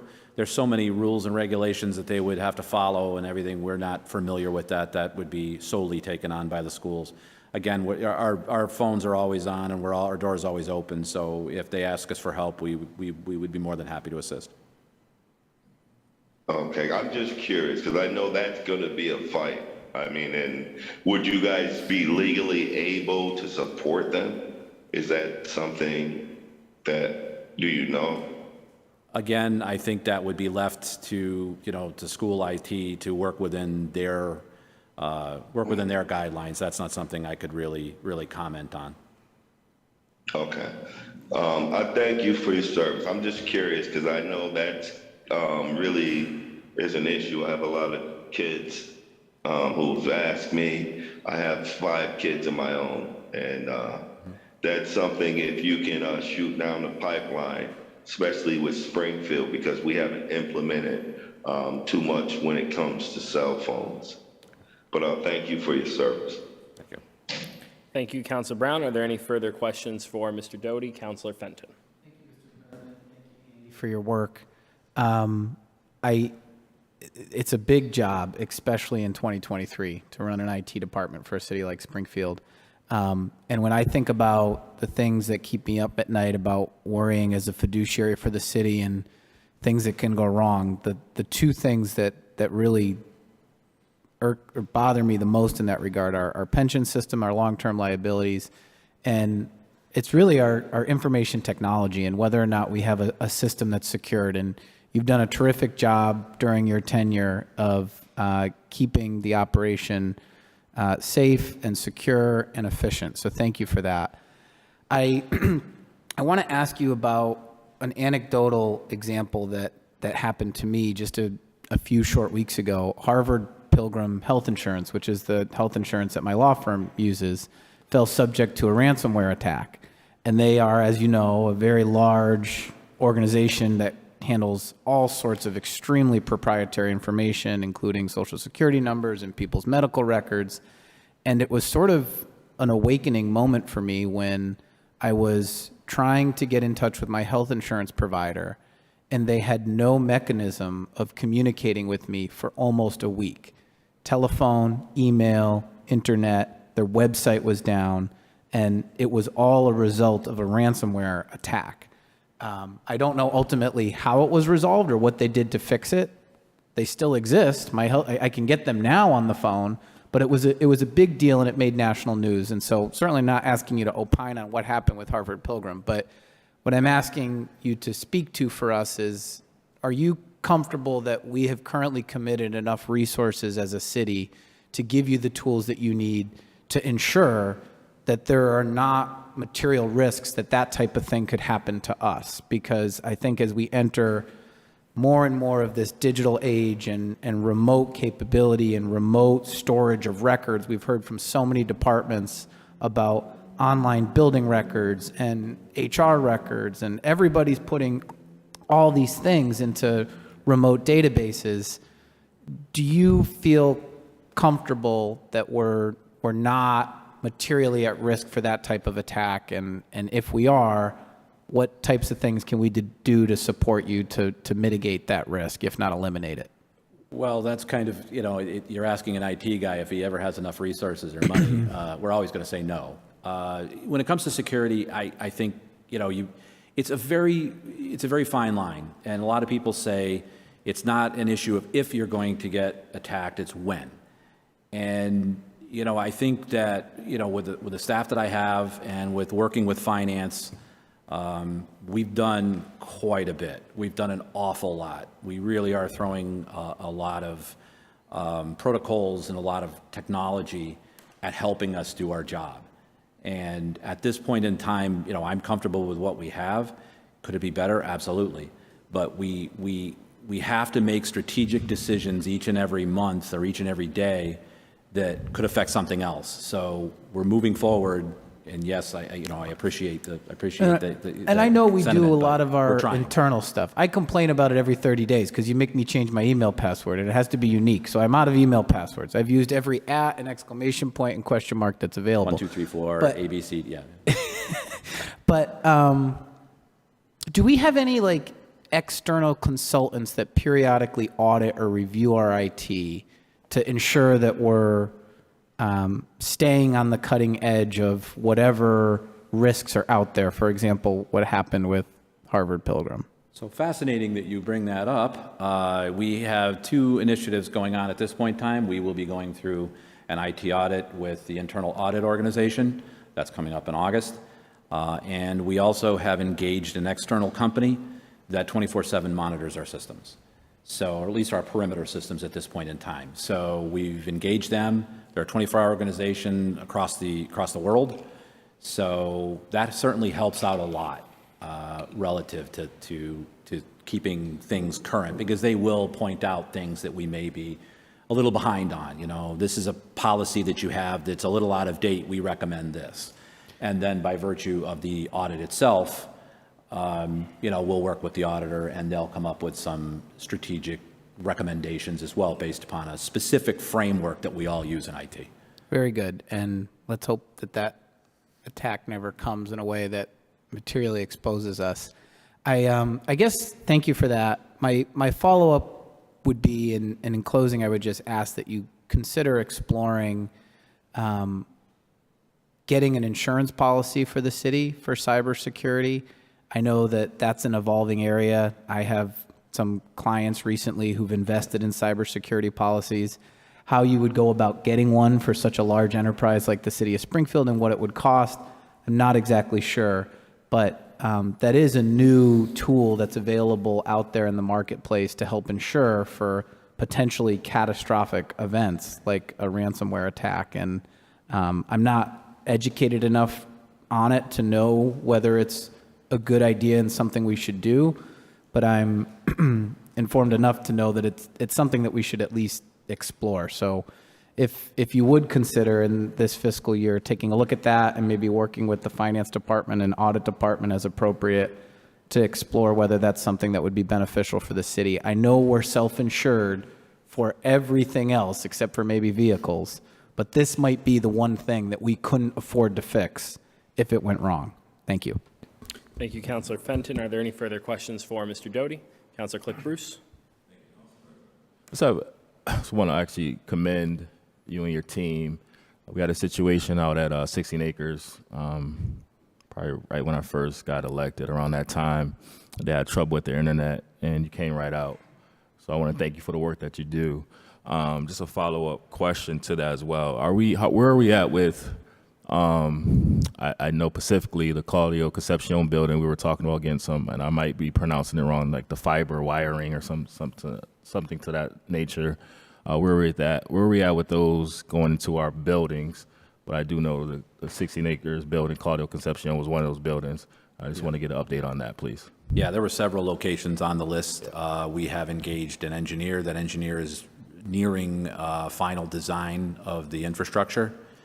And I believe that we are on parallel tracks with the schools, but we are looking at, I think the next, our approach will be to go with possibly going out and RFP for installers. Once the field, you'll see our guys running around taking pictures and documenting everything. And once that's completed, we'll take the next steps. Thank you. Thank you, Councillor Click-Bruce. Are there any further questions for Mr. Doty on the IT budget? Seeing none, thank you very much, Mr. Doty, for your service and your presentation. We'll go now to the Board of Assessors. Patrick, if you'd like to state your name for the record. Sure. Good evening. My name is Patrick Rainhall, Chairman of the Board of Assessors, and I'm here presenting the budget for the Board of Assessors, which is approximately $1.1 million. It does represent a slight reduction from fiscal 23, but that was a certification year for us, so we are pleased with the budget as proposed now. Just some quick brief highlights from fiscal 23. We've modernized some of our office, and that includes a deed reading software, which will enable us to have very consistent entries for all of our deeds. It sort of eliminates any typos and any errors. That just went live in March. So we are still working out a little bit of the kinks with that, but so far that's going really well. We also established an online excise abatement application that's entered through IntelliGov, so people can add all of their documents and submit an abatement application to us. And that's definitely our biggest sort of source of volume of work would be excise abatements. And we also worked with the Hampden County Registry of Deeds and our fellow local assessors to come up with a frequently asked question sheet. And we did that because oftentimes people get bounced around between Board of Assessors and the Registry of Deeds if they want to change something on their tax bill, the name or something like that. So there was just a lot of miscommunication of where people needed to go to do what. So we worked with them and came up with an FAQ that we distributed to anyone. So kind of with that, I will take some questions. Thank you, Mr. Chairman. Are there any questions for Chairman Greenhall on the budget for the Board of Assessors? Councillor Govan. Thank you, Mr. President, and thank you, Patrick, for that presentation. My question, I guess, is about vacancies. Do you have any vacancies in the Board of Assessors? We do not. We have 13 full-time employees, and we are fully staffed. Perfect. Thank you so much. That was all. Thanks, Patrick, for all you do.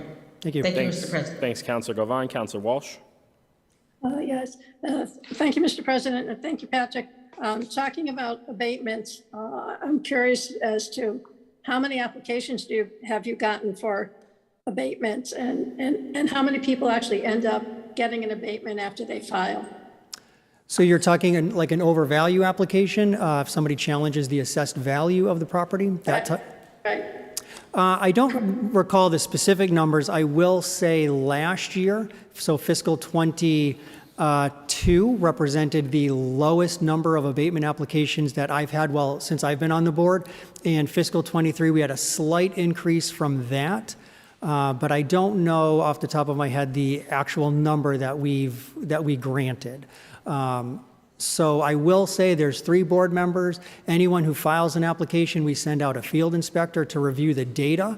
We also have an in-house appraiser who will review the information, and then the 3 board members, we independently review them to come up with a decision from there.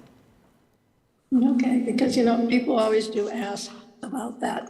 And how easy is it? Do people always have to go in person to file their concerns? No, How easy is it to file? Oh, I'm sorry, I didn't mean to cut you off there. No, they could do that by mail. They can drop them off. We would even accept them by email as well. Okay, good to know. And are you anticipating doing any more hiring?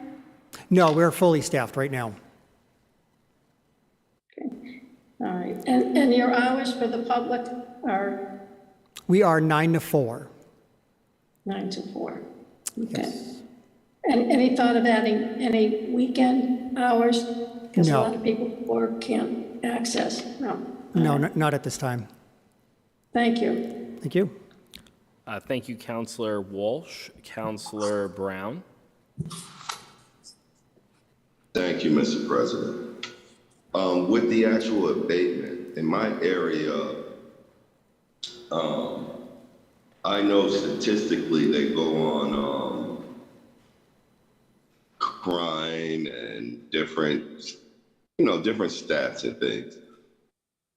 But it's also as far as the information and the ability to submit an application for abatement. A lot of people in my constituents and the people in my area, they don't really know how to do so. Is there anything you guys are doing to kind of like use funding to advertise the fact that people have the option to, and I know, what we have in place, but is there something that we can do a little bit more to show, especially in areas where there is underservice? And even when it comes to challenges with as far as language barrier, are there areas where we can now serve to give them the information that there is an opportunity to apply for abatement? It is on the tax bills, so it's on the back of that.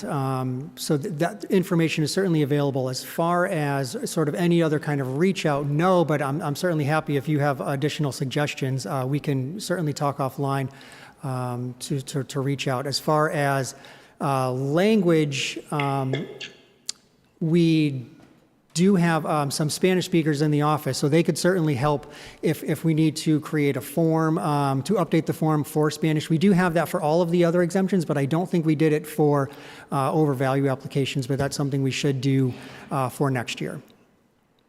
Yes, because I know the Latino community, my Spanish community, my brown brothers, they don't really,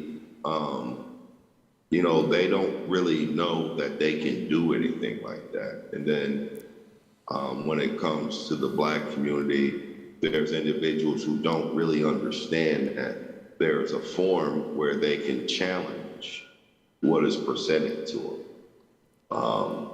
So I know I would definitely want to do it. I know my colleague, Rep. Govan and Rep. Perez and all, even like we all want to sit down and see if we can kind of like communicate that a little better. Thank you for the work that you do, and thank you, Mr. President. Sure. Thank you, Councilor Brown. Let the record reflect that Councilor Click Bruce has transitioned to remote participation. Councilor Govan on the Board of Assessors. Thank you, Mr. President. Councilor Walsh reminded me about a question that I had regarding abatements and the other programs, Patrick, that we had talked about earlier, I think last year actually, for the seniors. Is there a pot of money that's set aside for those programs? Yes. So there's an account that's specifically designed for any exemptions or abatement abatements or settlements for appellate tax board work. Okay. And what happens if that money is not used? Well, essentially, it could be declared as a surplus, but that's not kind of the scenario right now. So there is money set aside specifically for appellate tax board work or statutory exemptions. So that's funded adequately at the moment. Okay, so because I'm just wondering, then maybe this might be like a follow-up and we can maybe do some of this work later on, but if that money is not used, if it's just sitting there, that means that our residents aren't getting the benefit. And I know that, the abatement is based on home values, but some of the other programs, like the senior programs, the ones that seniors are eligible for, if we could maybe look into why the seniors aren't qualifying for that, right? It could be over income. And I think you told me before that that was a state program, if I'm not mistaken. That is correct. That is so. Then I'm wondering if we probably would have to go to the state for this, and I'll have to be reaching out to my reps and my senators about it, but possibly lowering or increasing the income requirements, because a lot of times the seniors don't qualify because they make $5 too much a year, which doesn't make any sense because they're still struggling and they need the resources. So maybe we can sit down and I'll come and see you sometime and maybe talk more about this, and then possibly we'll go to the state and deal with it there. But thank you, Patrick, and thank you, Mr. President. Thank you, Councilor Govan. Are there any further questions for the chairman relative to the Board of Assessors? Seeing none, thank you very much, Mr. Chairman.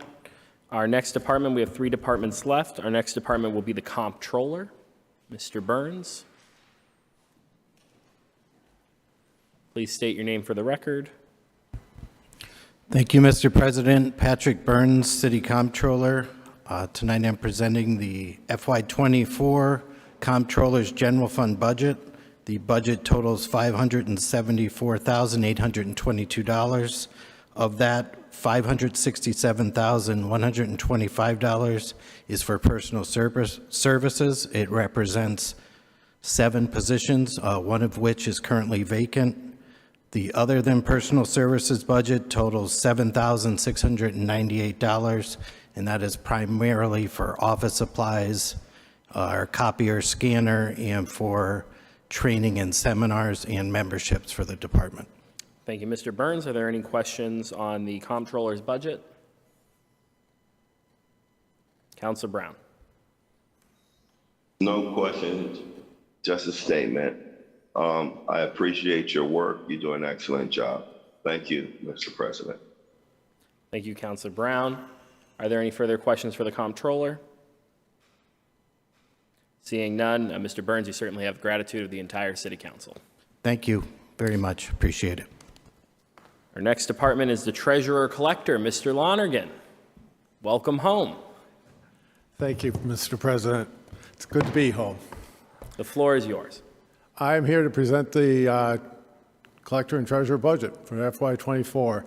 The total budget for the treasurer is roughly $1,598,402, and the collectors is at $579,958. Basically, it's level funded, and we have a total of 16 full-time employees budgeted, 9 for the treasurer's department, 7 for the collector's department, of which right now treasurer has 2 vacancies and collectors has 3. We kind of had a perfect storm, and so now we're actively filling those positions. We have filled a couple already. We're close to filling a couple more, and it just closed for another 2 more. So we'll be looking to interview those. Thank you very much, Mr. Lonergan. Are there any questions for the treasurer relative to the treasurer-collector budget? Councilor Fenton. Hi, Steve. Hi, Councilor. Thank you for your help with the investment in the T-bills from city reserves. I just want to highlight the revenues that will be generated as a result of that and call attention to the fact that T-bills as a result of Fed activities have continued to rise. So short-term T-bills are, even the 8 to 26 week options are now yielding 5.25.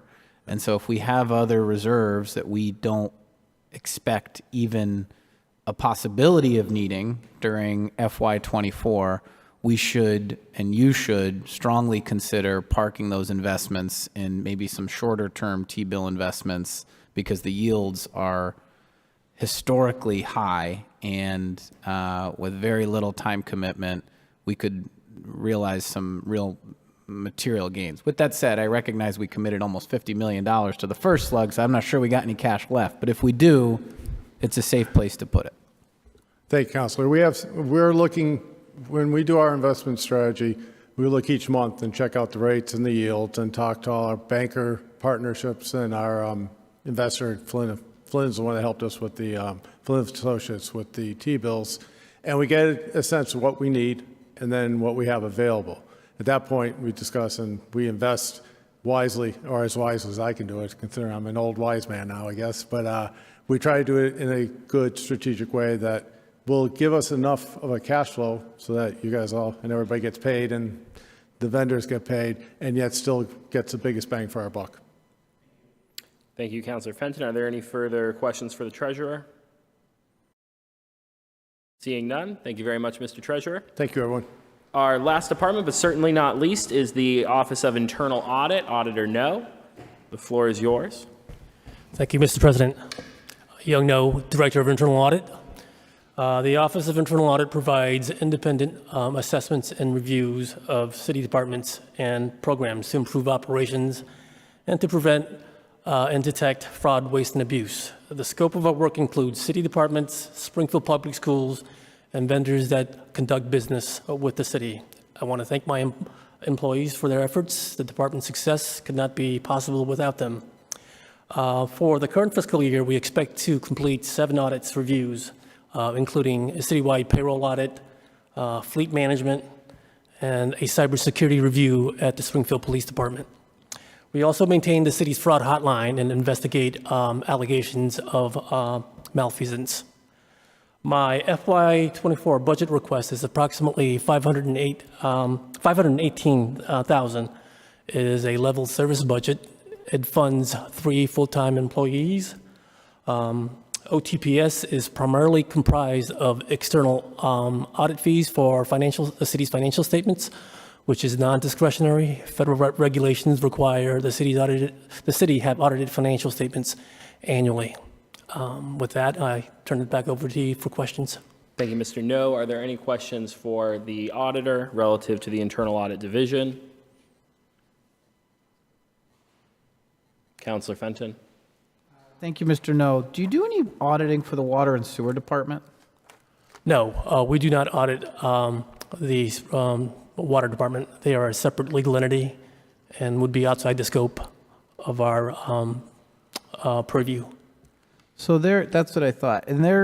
But they do get, because they're out of your purview, you probably don't know, but there's this company, Melanson, who's in Greenfield, Ellsworth, Maine, Andover, Mass, and Merrimack, New Hampshire, who does their independent The external auditors, yes. Their auditors report on their financial statements, and it's pretty comprehensive. Does the city get an audited financial statement? Yes, we're required to do so annually, and our auditors are Powers and Sullivan out of Wakefield, Massachusetts, and they specialize auditing municipalities throughout the state. Thank you. Thank you, Councilor Fenton. Councilor Hurst, I saw your hand up, but it seems to have disappeared. Well, Councilor Hurst, you're unmuted, but now I cannot hear you. Okay, last time, Councilor Hurst, when you disconnected and reconnected, it did work. We'll go to Councilor Brown while we allow Councilor Hurst to correct the technical issue. Councilor Brown? Yes, I want to thank you. Thank you, Mr. President. I want to thank you for the work that you do. I know I just want to touch back with my colleague, Councilor Fenton, what he was saying as far as the water goes. I've done a lot of studies as far as that goes. It says that we should put more money. A lot of times they said if we can put maybe like $1 and something more into our water, we'll be able to sustain better water supply.